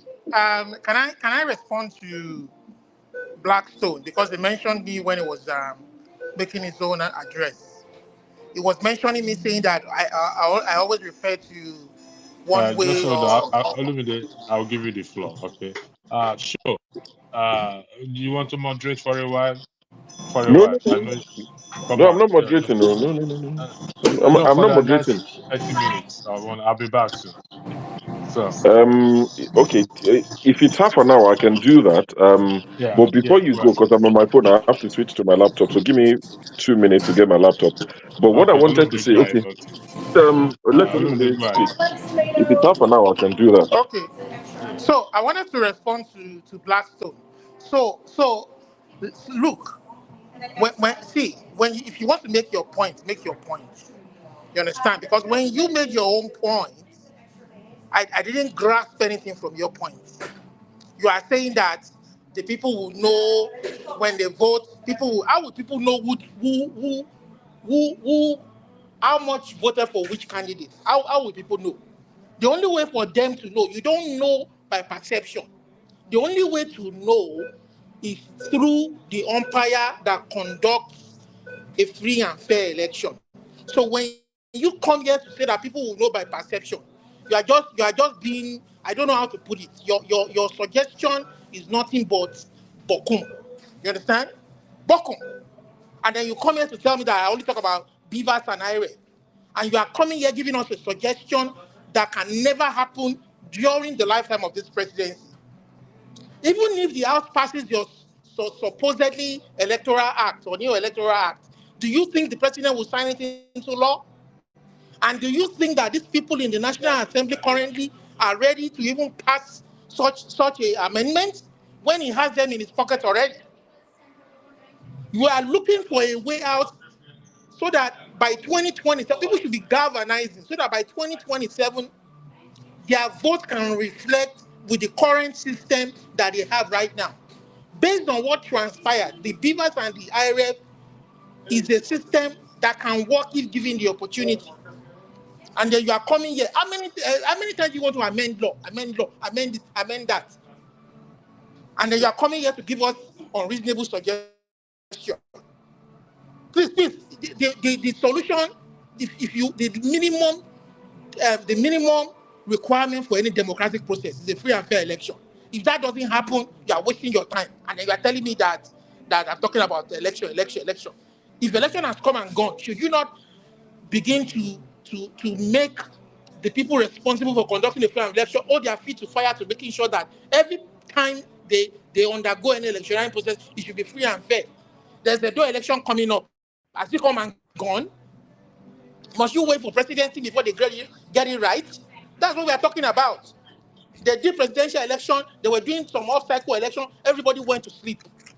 They messed up the Imo election. They messed up whatever elections they did in the off-cycle election. And then you want to wait for 2020. You should begin to put your feet to fire. Mahmoud should be fired right now. Thank you, And Olumide. when they want to do any election, The floor is yours, please.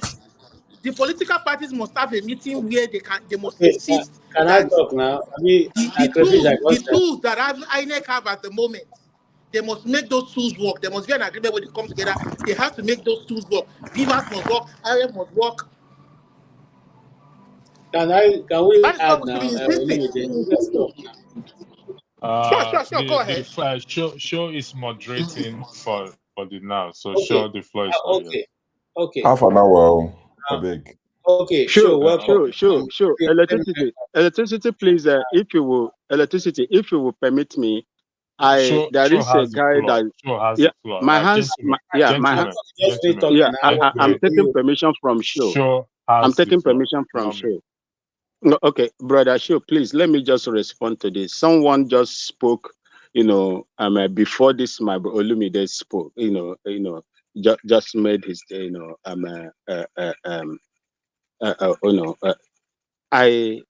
he said something. I didn't understand what that guy said. That where I am talking from, there are frogs shouting crow, crow, crow. I don't know what that guy meant. He was saying that. Also, what he said is, he said even the frogs agree with your comment that it couldn't be more. You couldn't have said it any better. Even the frogs agree completely. Okay, brother Shu. Thank you so much. No problem at all. I am in Africa. I am in Africa, and this is my homeland. So we live around, with all these things, and these are the things that makes me happy. If not my cows, it is these frogs that are shouting, and the chickens that will crow, the fowls that will crow. No problem. Yeah, thank you so much. Bros, you don't have any problem. It's a natural inhabitant. In fact, here they pay money to go there, go hear these things inside bush, and it's part of their life here. So, my brother, enjoy thank yourself. you so much, Electricity and Brother Show. Thank you for having me. I have to run now. I have to run. Yes. Thank you so much, and may God bless you for the good work that you are doing.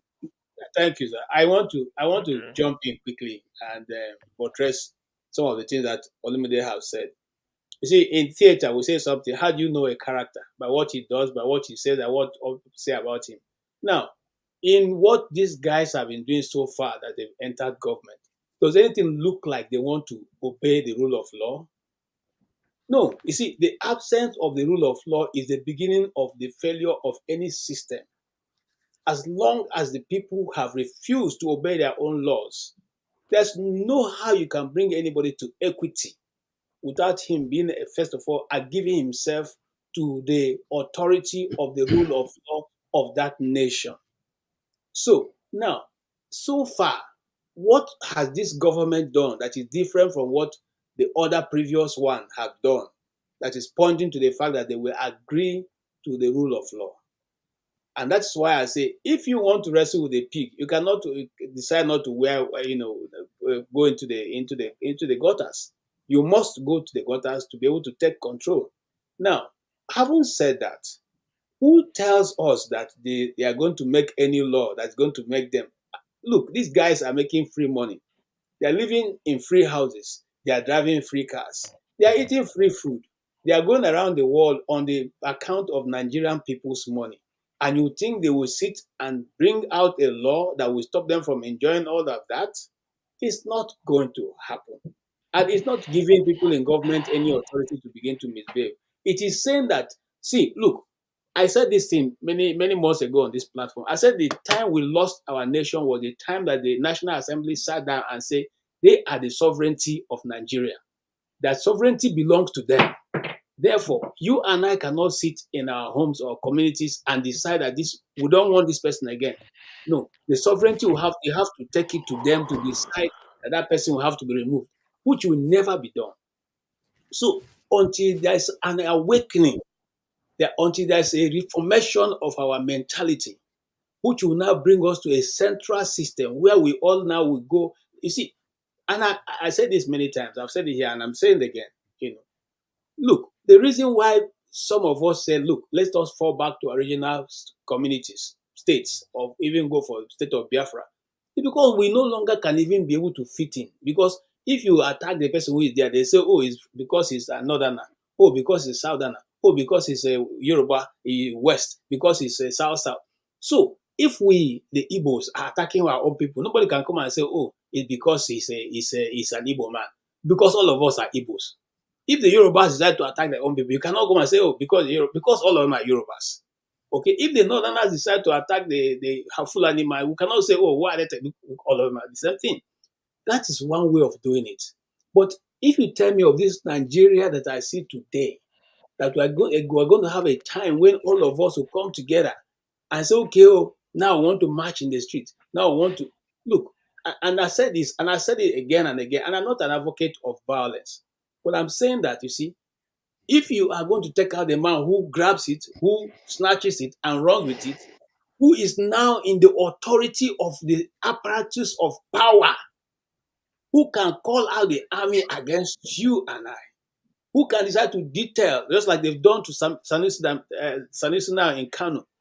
When Sanusi went to court and got court injunction and got, in fact, he was awarded 10 billion naira at that time for being dethroned illegally. They didn't roll out the army to go and stop them from bringing him out of their house. They didn't roll out the police from going to stop them. But now that the person who is in power is favorable to the person who is being dethroned, the army have gone there to keep peace, guarding his palace. The police commissioner refused to obey the instruction of the governor. Now, this is the country we deal with. Justice is applied as we deem fit. If it suits my friend, we will do it. If it doesn't suit us, we will not do it, and nothing will happen. Okay? So it is a difficult terrain we are operating, and I don't see us breaking that terrain. As somebody asked for 20, 30, 34, 31 or thereabout. Come on, guys. You think that what is going on now will go on till 2031 and the people will still be living there? No, because people will have died of hunger. Hunger will have finished everybody. Okay? So we need to take a decision and know exactly what we're going to do to turn it around this nation very quickly. And I say this finally, and I'll give up. I'll let go of the mic. Now, for the man who is the vice president, please, any of us sitting here, if you are the vice president and you manage to manage Tinubu to the end of his tenure in 8 years' time, and you were his vice president throughout, are you going to allow KJ to come and take over as president? I beg, not gonna help me. Are you going to allow me to come and take over and defeat you and take over? We lost the chance that we had, and it's not going to come back in the next 10 years, in the next 20 years. I don't see it coming back. That's my view. Thank you. All right. Thank you. If it is KJ, we allow him to take power. If it is KJ. Thank you, KJ. This one that I just came in to say what I needed to say, and I've been tasked with anchoring for a while. I'm not even sure what the discussion is, the direction is going, but I believe I was here when Blackstone was speaking. Maybe I wasn't in the studio, so Blackstone has spoken, KJ have spoken. The bottom three have literally just come in. So I would go from Ferreira to CM to Victor, who just joined. I've just removed Olumide, he's driving. But before that, the reason why I came in was because I wanted to share a video. I wanted to tell electricity to play the video. Some of you might have seen it. It's an old video. Some of you might have seen it. Some of you might have not seen it. But when, they complain, and let me use their word, when they cry, because it's a word they use a lot, when they cry and they wail that the obedience are this, they are that, they complain about everything, nothing is good in their eyes, they can't give Tinubu any credit. Let me jog their memories quickly by sharing this video from one of their star boys at the time, who could do no wrong. He said this, and they didn't see anything wrong with it. Let me play this. Hopefully the audio is good enough. Say that, oh, terrorism is happening, Jonathan is doing nothing. Well done, Jonathan. Are we supposed to do that? We are in opposition. Our job is to look at even good things that they are doing and say they are not doing it well. That is the job of opposition. So we have no apologies for pointing out to Nigerians that this government is incompetent and has failed to provide security. If you say we are politicizing it, fix the problem so that we can't politicize it. Okay? Are we politicizing breathing of air? Every Nigerian can breathe air. We can't politicize it because there is no problem there. But if you fail to supply petroleum products and we say you are failing, you say we are politicizing it. Fix the problem so that we don't politicize it.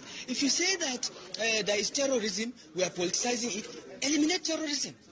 5 years ago, nobody is talking about terrorism in Nigeria.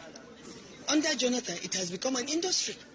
And we should not take advantage of their failings so that we secure the votes of Nigerians in the next elections. There must be something wrong with them. We have made suggestions to the government on how to improve security. They have ignored it. They have set up 5 different committees that have given them recommendations how to address this problem of terrorism in the last 3 years. They have not implemented one. They are incompetent. But they try to blame other people. So at this stage that we are right now with terrorism in Nigeria, what do you think is the solution, especially on how to rescue the girls? Look, the government has the solution to this problem. Several committees have given them recommendations. They should just implement the recommendations in their drawer. Okay? As for rescuing the girls, we have seen examples of what countries do when this situation happens. You should have military action on the one hand and negotiation on the other hand. You should not foreclose anything because the lives of your citizens are at risk and you don't want to lose one life. You don't want to lose the life of one person.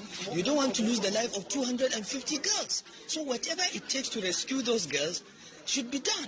If one of these girls was Jonathan's daughter, the story will be different. The only reason why these girls are still in captivity is because they are not the daughter of any important man in Nigeria, and we know it. And if you say I'm politicizing terrorism, go and rescue the girls so that I don't have a basis to politicize it. So are you in support of negotiation? I am in support of every option. All right. So that was Starboy Nasir El-Rufai before 2015 election. I don't think the Obedience have done anything close to what they did. And what he was suggesting, he said, even the things they are doing right, it is our job to say they are doing it wrongly. He said the people that are kidnapped or that were kidnapped at the time, they didn't rescue them because they are children of nobodies. So can we say the same now? Are we allowed to say the same? Would it be fair? Or would we be fascist for trying similar? Because when people say these things and they, quick to jump, obedient at this, obedient at that, obedient at silly, they are horrible, they are bullies. That was El-Rufai before 2015. When Buhari came in, APC, what did they do? Tinubu is here now. If we bring out the start of the people that have been kidnapped since they came into office, they will say you're a hater, you're horrible, you're a nasty person. But that was El-Rufai. Anyway, Alaba Ferreira, welcome to the show. I'm hoping that you've been watching the show since they started, but like I said, I've not really been there. Sure, thank you very much for bringing me in. I started the show with everybody. Oh, okay. Oh, that's interesting. Oh, that's good. It is indeed interesting, and I hope that Electricity will come back and listen to these things I want to tell him. The Nigerian issue is an issue of authority and accountability. People who have authority but lacks accountability. And the Nigerian, this panel is a total reflection of the Nigerian community. This is Dr. Damage's show. Fine, Electricity was given a chance to be a moderator, but he has come here, exhibited a typical Nigerian.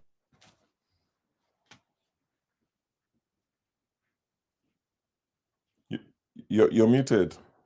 Oh. Sure. Sorry about that. For the record, I brought. Yeah. Can you hear me? Sure. Yes, I I can hear you. apologize for it. For the record, I brought Ferreira in back. Not sure, but yeah, it seems he does not want to change his behavior, so I kicked him out. Just for the record to reflect that. Sure. The platform is back to you. Thank you. Okay. Interesting. So you're still back in half an hour. Anyway, I'll carry on. I'm not sure what's going on there. It seems like something personal that will be dealt with at a later time. Not sure what it is. Electricity show. I've only come in to play that video. But CM, go on. Make your submission, and we'll try and resolve this And electricity and Alaba issue. anyway, what I will say is in respect of please, good evening, everybody. All protocol duly observed. I welcome everybody. Let me not just jump in. So actually, you see what a Rufai. You see, do you know when you were playing that and I was actually laughing? The thing is that we Nigerians ever learn. Now look at what a Rufai was saying against Jonathan. Direct insult. You see, that is one thing with these APC people. And that brings me to this issue of Wole Soyinka. People say Soyinka should have an opinion. I agree. He should have an opinion on everything, on anybody. But the question is, can everybody have opinion on Soyinka as a person? If Soyinka can have opinion about Obi and say what he wants, am I permitted to have opinion on Soyinka and say what I want? That is the issue. That is the issue. So look at what Erufai is saying about Jonathan. Look at what they did. So when you look at all these things, you find out that, look, you see, I don't think why they said those who are, I don't know the way they say it. Or is it not the way they say, if you do not want to know how they meet, we test. Do not use the teeth to share it or something. Nobody is even opposing this. They are not having the real opposition. Nobody's running them down. Nobody. People are not running them down. They are having a free ride. Nobody is saying anything. Just simply because Nigerians have more like they're fed up. They thought that with Obi coming in, they will just say bye-bye to all this rubbish and then start to rebuild. But suddenly look at where they are and they are tired. Can you imagine the economy under Jonathan and now? Normally, the way they do election, I think in US, ever since the time of Ronald Reagan, is every election year, I think they will do it this year too. Are you happier today than you were 4 years ago? That's all. That says the answer. So you go and do the maths yourself and vote. Nobody's giving you money. So it's not for Nigeria. It's not for Nigerians to think. Because when I see this type of Erufai talking now, Erufai talking, can you imagine? He's talking of terrorism and what is it called? The kidnapping or these things. Do you know that if anybody can give me the exact figure or estimate of the number of people that died under Erufai's watch in Kaduna, I mean, the person I can nominate the person for any international prize or award. Look at Erufai is grossly incompetent. He's the same party. He's a successor. He's even showing that there's no money. You see, that is the thing. I don't know why, but the thing is that when you look at Nigerians, when you expect them to do something, I don't know. Now they are talking of 2027. How will 2027 pass?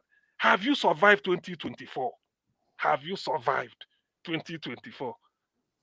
How many refugee camps did Nigeria have during Jonathan's time? Because this video you played now is that like comparing Jonathan's regime and the subsequent APC regime of Buhari and Tinubu. People in Benue State during Jonathan's time, they were in their houses. Even if for anything, they were living their normal life. Now they've been sacked. We now have refugee camp in Benue State. Permanent. For the past 2-3 years. They are there.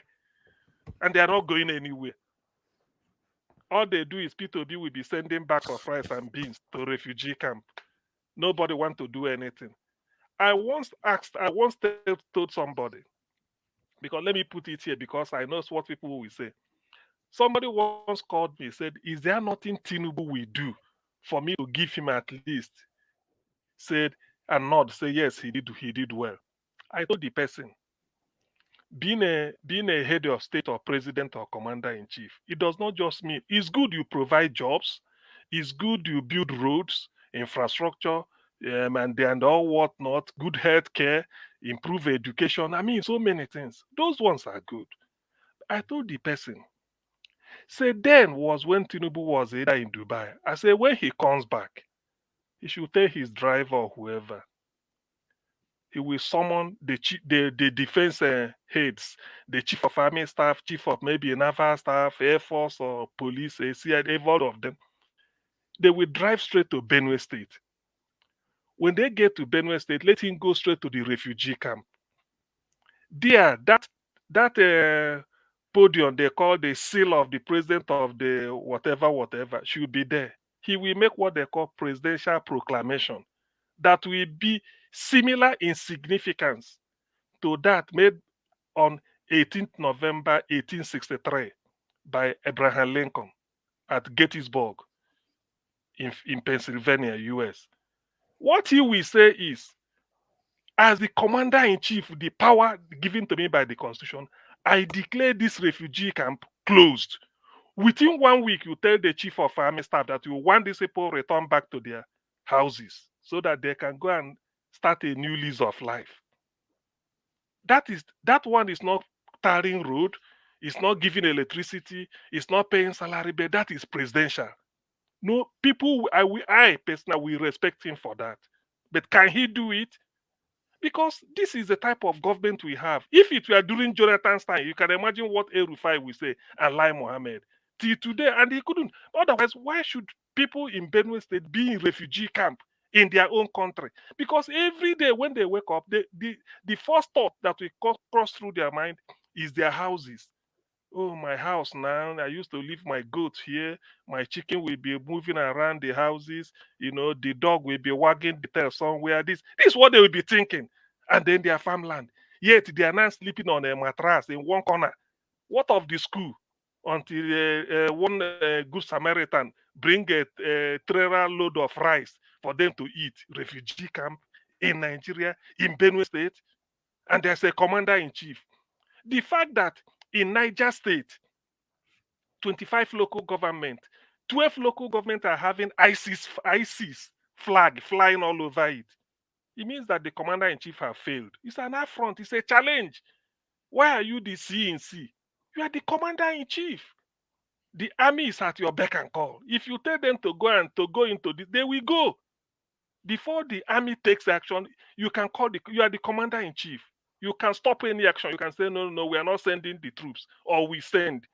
You are the CNC. Look at Niger State. 12 out of 25 local government under the control of ISIS. The other day, they showed people kidnapped. Everybody was going. So that is really the aspect of the government that is paining me. You have the sole right. Anybody can provide hospital. Any of us here, if you are so rich, you are blessed, you can go and give your community pipe-borne water, hospital, give scholarship, provide education, build private university if you like. But that of protection of life and property, that is the sole reason why you have a government. And that is where the failure lies.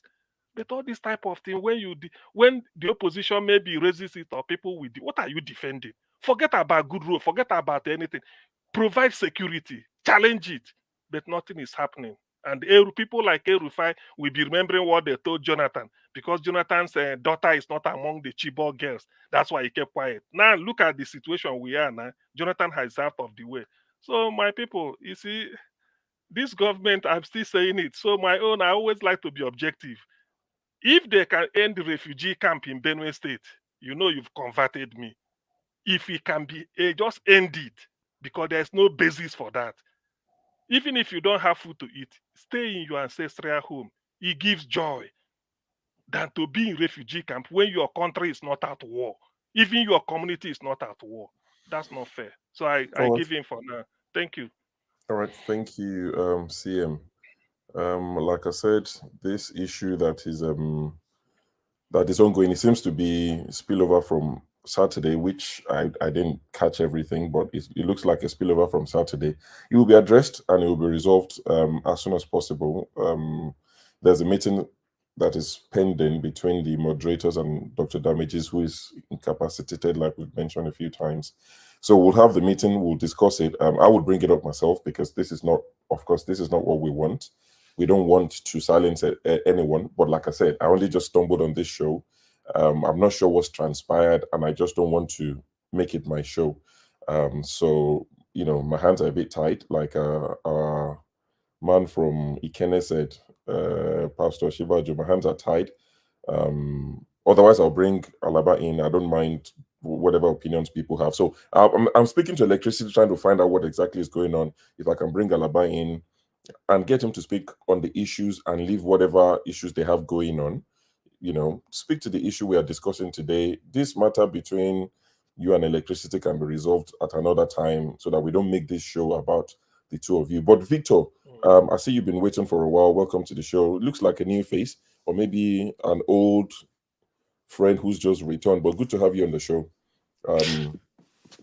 Yeah, sure. Thank you very much for No problem. letting me in. It's actually my first time joining the show, but I've been following you guys closely. Can you all hear me? Yes, clearly. Yeah. No, so I've been watching tonight, and I just want to make a small contribution to the issue of how we change things in 2027. I think, commenting on what transpired last year or previously, I don't think is very helpful in the way forward. In my view, I think the focus and concentration should be on how do we change things going forward. Um, how do we do that?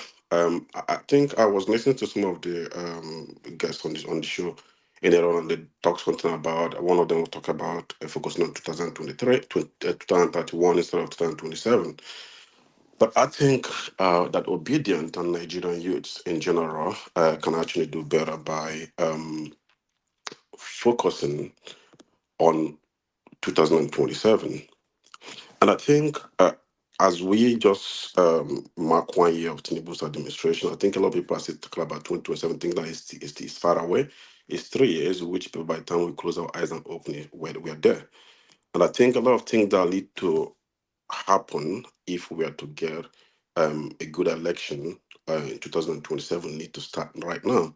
And I know somebody made mention about Labour Party legislatures, what they were doing, but I think we in general can actually do better. I think if Nigerian youths in general, if we take this as a task between ourselves, these guys sitting at the National Assembly, they are our representatives, even though some of them we didn't vote them in.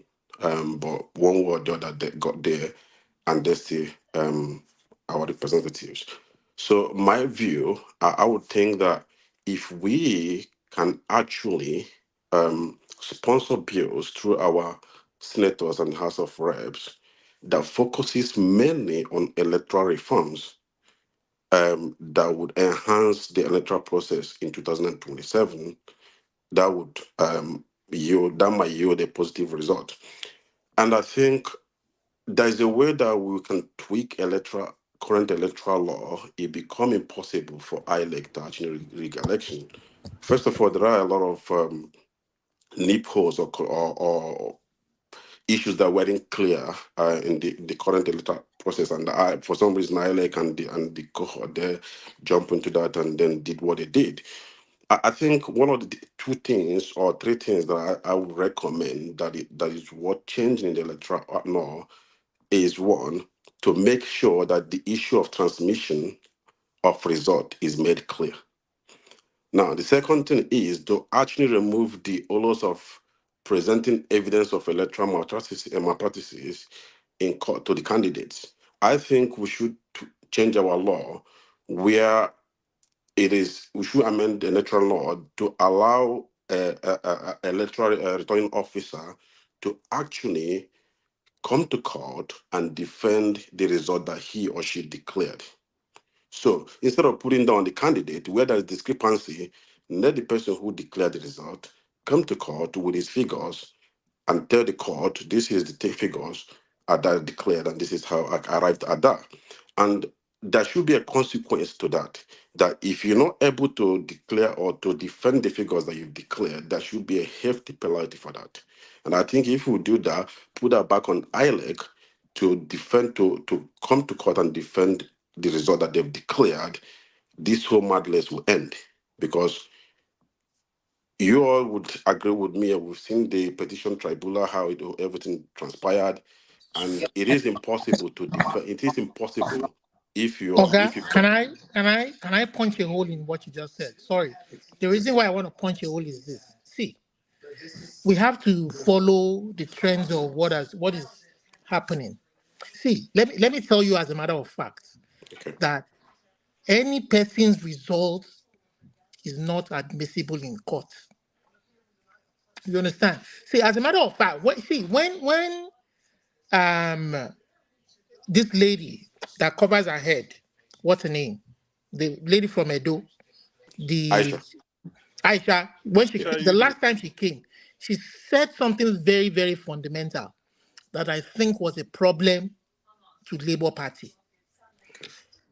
Forefathers is always asking, where are the certified results of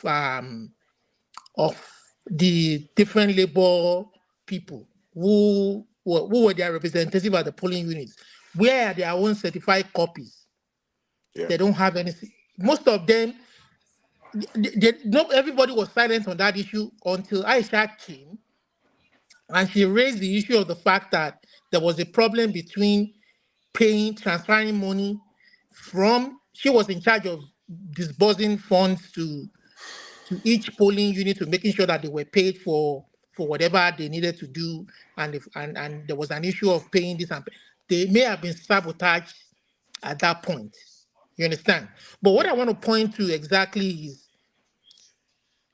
if you go back to where this thing worked, you understand? We don't need to flog a dead horse. See, in the Oyo election, if you read the judgment, if you read the summary of the judgment, the Oyo election where Adeleke contested against Tinubu's cousin, Oyetola, when they went to court, Oyetola brought his results. That's Osun State. In Osun State, Oyetola brought his own results to prove that Adeleke manufactured numbers, that he was claiming that Adeleke did not get the most popular vote, the highest number of votes, that he had his own. Oyetola brought his own results. So in summary, Labour Party failed. You know what punched the hole in Oyetola's case was, the judge said, okay, you the umpire, where is the IREF and the Beavers results? You understand? Yeah. What made Oyetola to win that court verdict was the fact that Oyetola's number was higher. Oyetola was the one that even manufactured results, because his numbers were more than the one INEC declared through the Beavers and the IREF results. You understand? Right. Olumide, please let Victor finish so that we can... this thing works. We just have to make the system that is responsible for produce to make it work.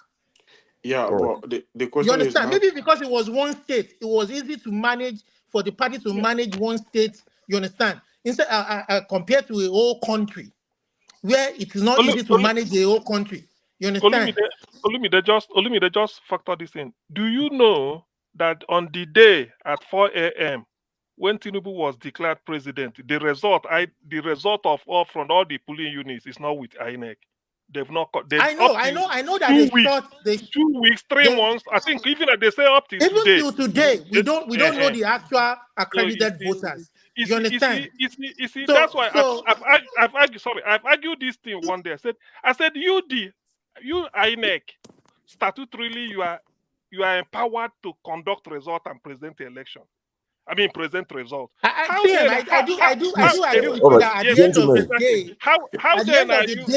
Please, no matter who brings what result, Victor it is finish. the umpire. It's his first time with us. It is the umpire's result that matters at the end of the day. Please. Yeah, and that's why I said that I think we should tweak our electoral law the way that it is on ILEC to actually present how they declare a result rather than the contestants proving that. Because if you put it back on ILEC and there is a consequence that, for example, if you are a electoral officer or returning officer of INEC, if you declare a result that you cannot prove in court, how that result come about, you receive 10 years imprisonment, for example, I don't think a lot of people will want to take that risk. This is my humble opinion. Now, if you leave it on the contestants to prove that how the result that dialect declares is incorrect, it becomes impossible in a way, because we also what happened at the court. Sometimes you even request for evidence from INEC, they don't produce that evidence, and you go to court, you get all that from court to force INEC to produce that evidence. INEC refused to obey that order, and court is helpless. Court don't do anything about it. So I think if we put it on INEC that when there is a dispute, that INEC should be the one who come to court, present to court how they've conducted the election and how they arrived to the result that they declare, rather than the contestant. I think we can. I think our electoral process will be much better than leaving it on the individuals to do. This is my view. If you want to round up in a minute, please, Victor. Yeah, okay, I will try. Sorry. And how do we make sure this happen? I think picking up a fight, or how do you change government, picking up a fight with current government or the administration is not going to help anyone. What I think the obedient and Nigerian youth should focus more on National Assembly. If we can sponsor a bill to make sure to tighten the loophole on the electoral reforms and follow it up right now. Simple protests. Let's stay at the National Assembly and make sure that the guys whom we are paying do the right thing, do the job.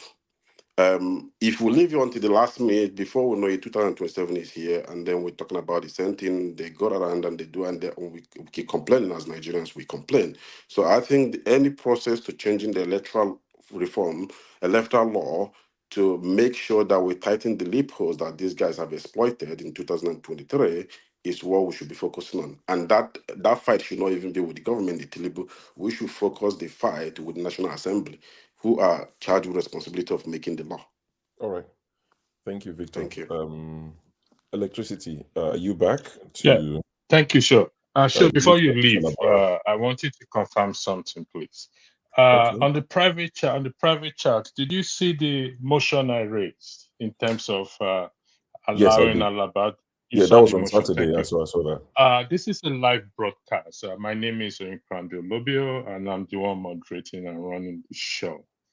I don't like people interjecting when they are speaking. Those who knows me knows that very well. And that was what Alaba did when he came in at first. And I had to stop him. I didn't direct a question at him. And he wanted to go personal. And I will not allow that. We want to do better, regardless. This is have your say. Have your say doesn't give me a right to attack you because there's an issue. Even if my opinion is more superior than the other person, I will wait. If I think my opinion is more superior, I will wait for that person to speak. One. Number two, on Saturday, you made allegations. You made allegations to the extent that you gave the fingers, fuck you fingers, pardon my French, on a live show. And you claim to be educated, enlightened than any other person. That has been your claim.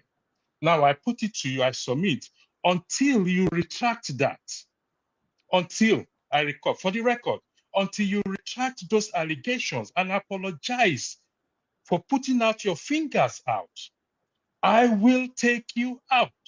This is a live show. I am not being dictatorial. Everybody have had a say. There was a broadcast earlier this morning. We had a lovely show this afternoon. Until you retract those allegations or you provide evidence to those allegations and apologize to that fingers you gave, I will take you out. Or you focus on the topic and speak. Rudolph is there. You can take it up with Rudolph. We are not here to settle scores.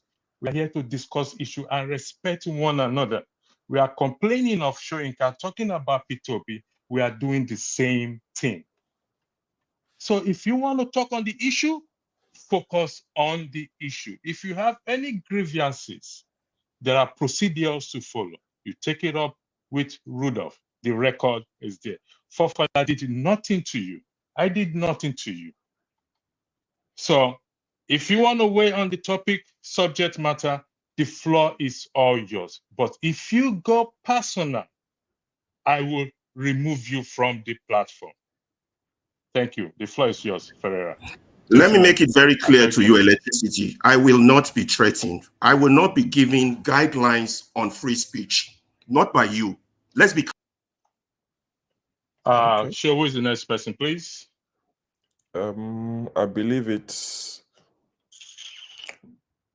Jonaba hasn't spoken. Then after Jonaba, we'll go to Omoshola.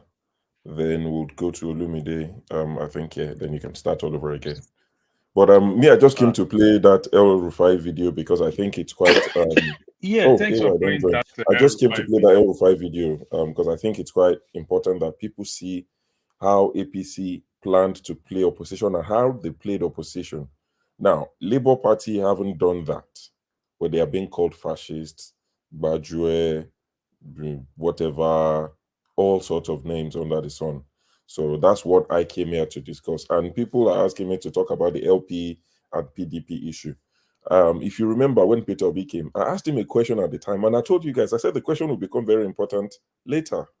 You see, I'm not just a pretty face. The question sounded very simple. I said to him, I said, are there relationships that you consider too far to have, even if it takes you to House of Rock? Are there people you will not work with in Nigerian politics, even if it means you get to House of Rock? And he said, yes. Oh, so many names in my head. I can, I wouldn't mention names, but there are so many people I won't work with. I had my reasons for asking that question. So I'll be watching with keen interest to see who is willing to work with, who is not willing to work with.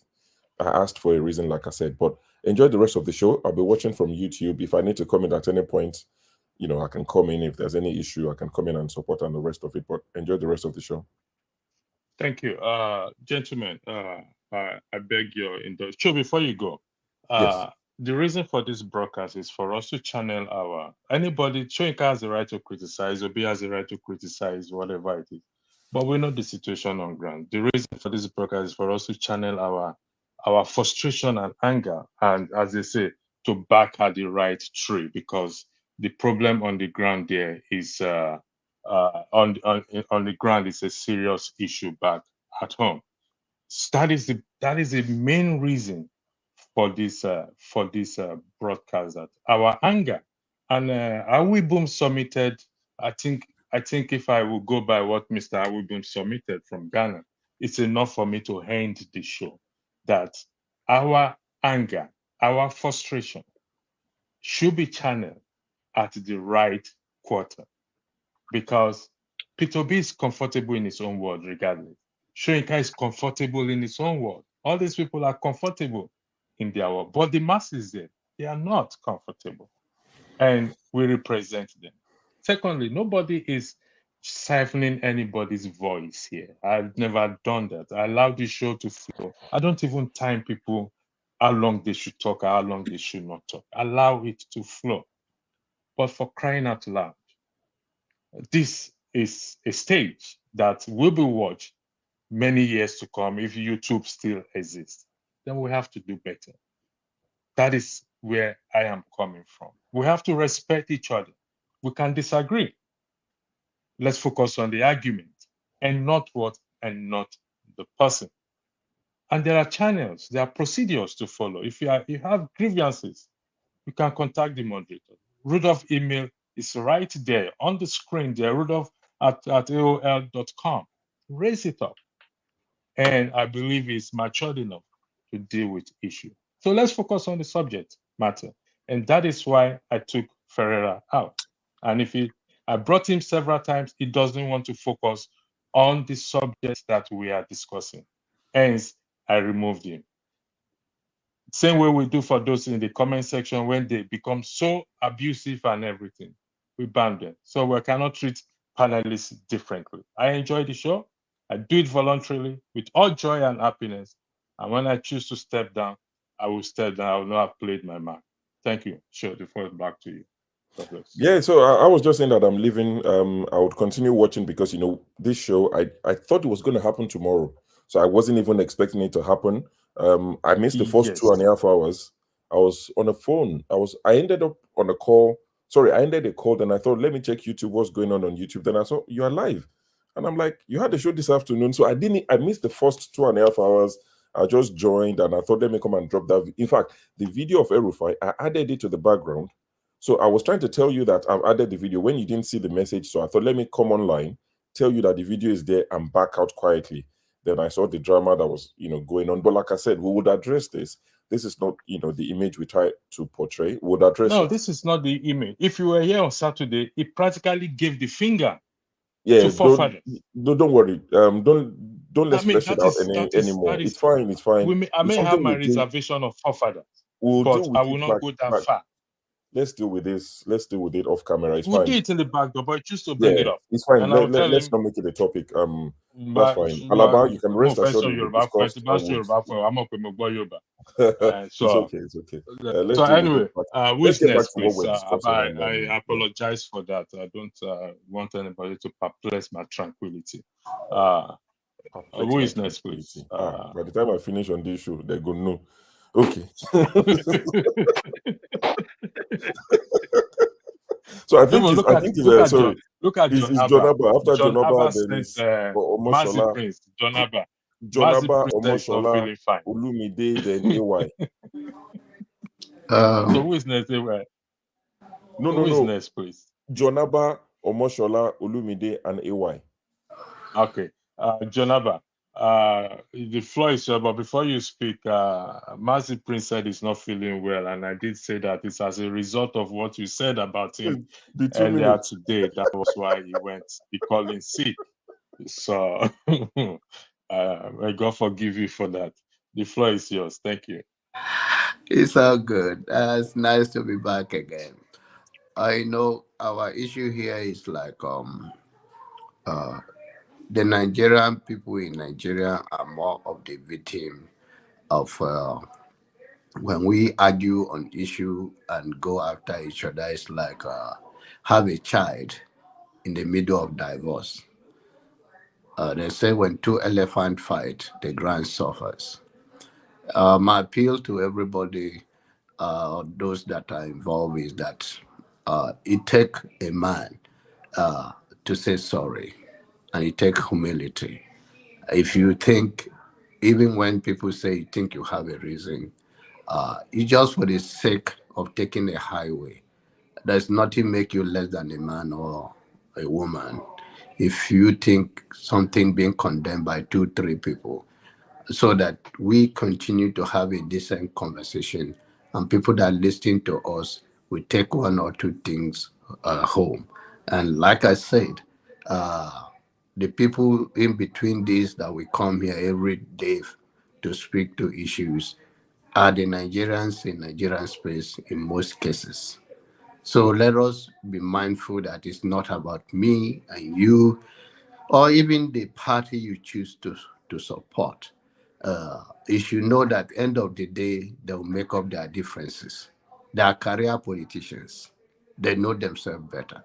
All we are trying to say, like me personally, is to have a system that is fair enough, that is not only Yoruba, Igbo, or Hausa that will become a president of Nigeria, that any Nigerian from anywhere that have what it takes and the people like them and the citizens are well informed and have a good judgment can pick their leader.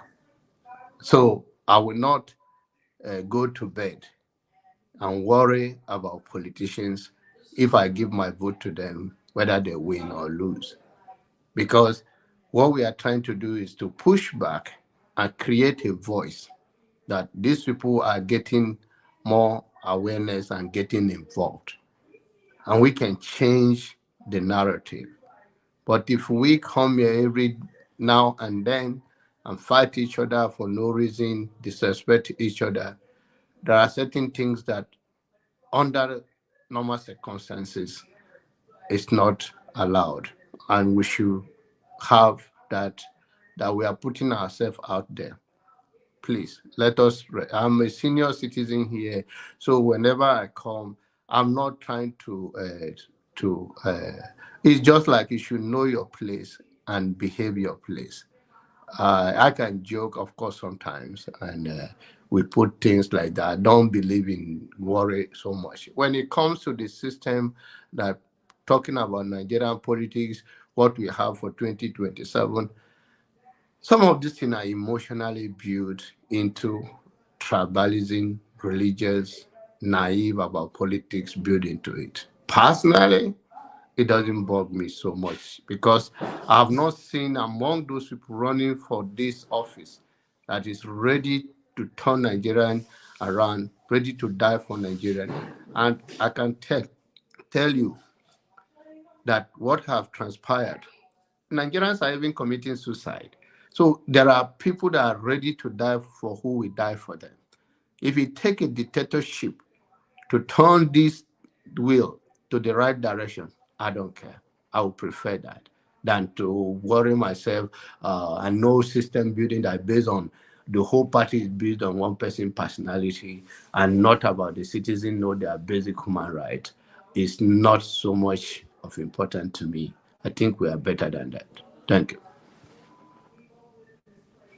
Thank you, John Abba. I need to highlight Cynthia. Cynthia, thank you very much for. I don't know if you are listening to me. I have brought Alaba back 3 times now, but he has refused to focus on the top subject matter. It is about the subject matter. So if he's willing to agree to focus on the subject matter, that is no problem. Look, everybody is here. We're discussing here. This is one family. But one family doesn't mean we should not have respect or put things in order. It doesn't work like that.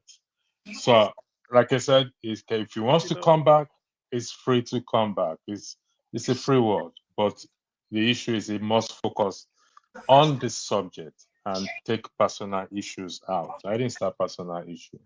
So I just referenced what happened on Saturday. I brought him in when he came in. So thank you very much. Who's next, please?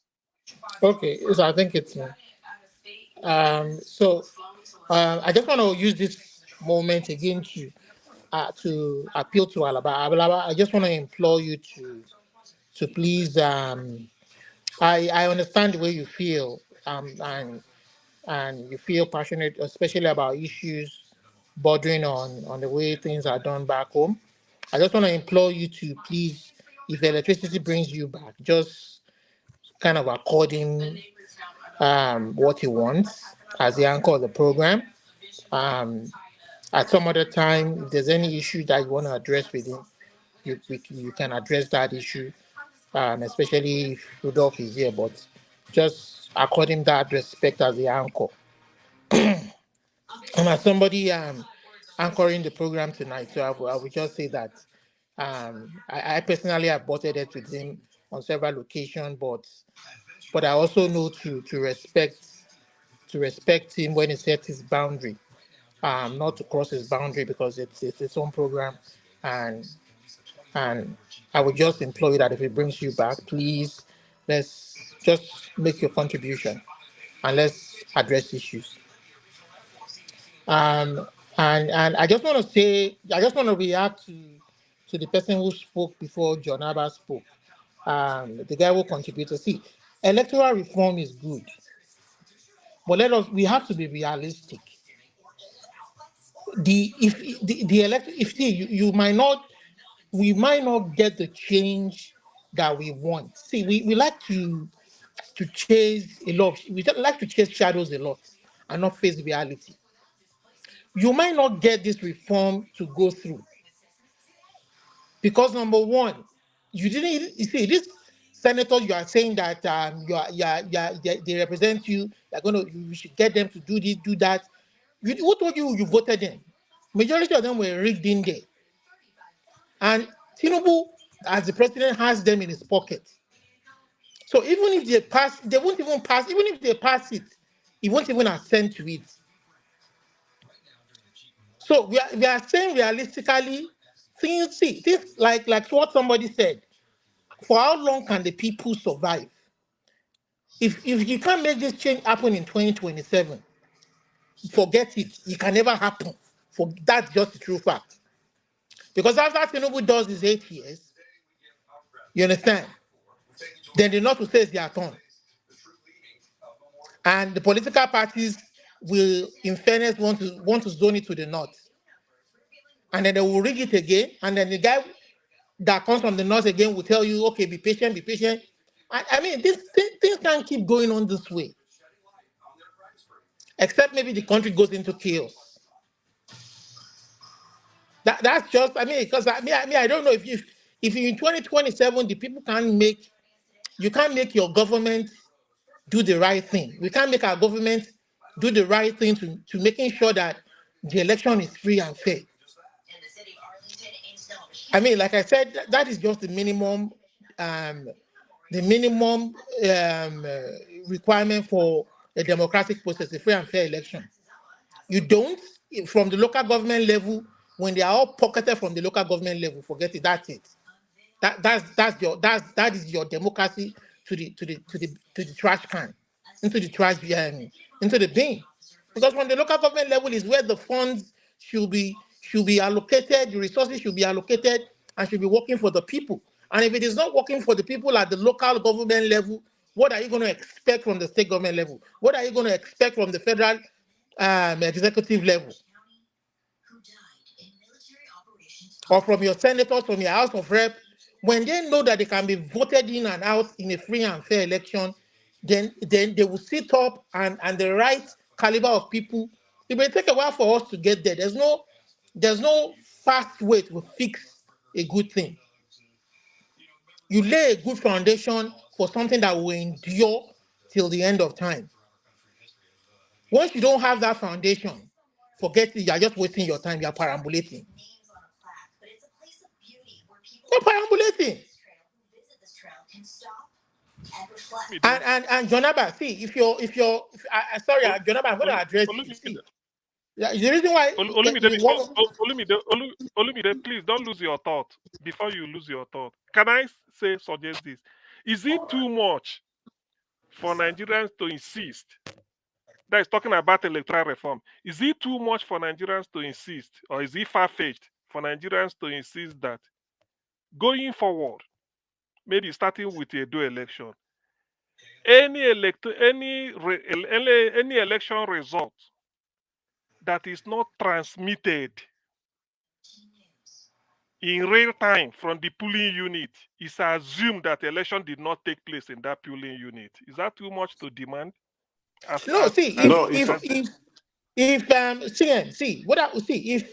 these are the issues that should be discussed now. If the electoral umpires or the so-called elders, political elders, are demanding that once an election is conducted, that the major candidates must accept the results of the election and not create chaos or make war out of it, then they must demand that for that to be part of it, they must demand that INEC must present, they have to conduct the election using the beavers. They must make it work for the sake of the process, and that they must present it in the court. If it becomes a problem of litigation, they must present it in the court. You understand? Olumide, if it's uploaded in real time, there is a tendency that it has to be. That's why I'm saying that whatever process that needs to make sure that the beavers and the IRF work the way they should work.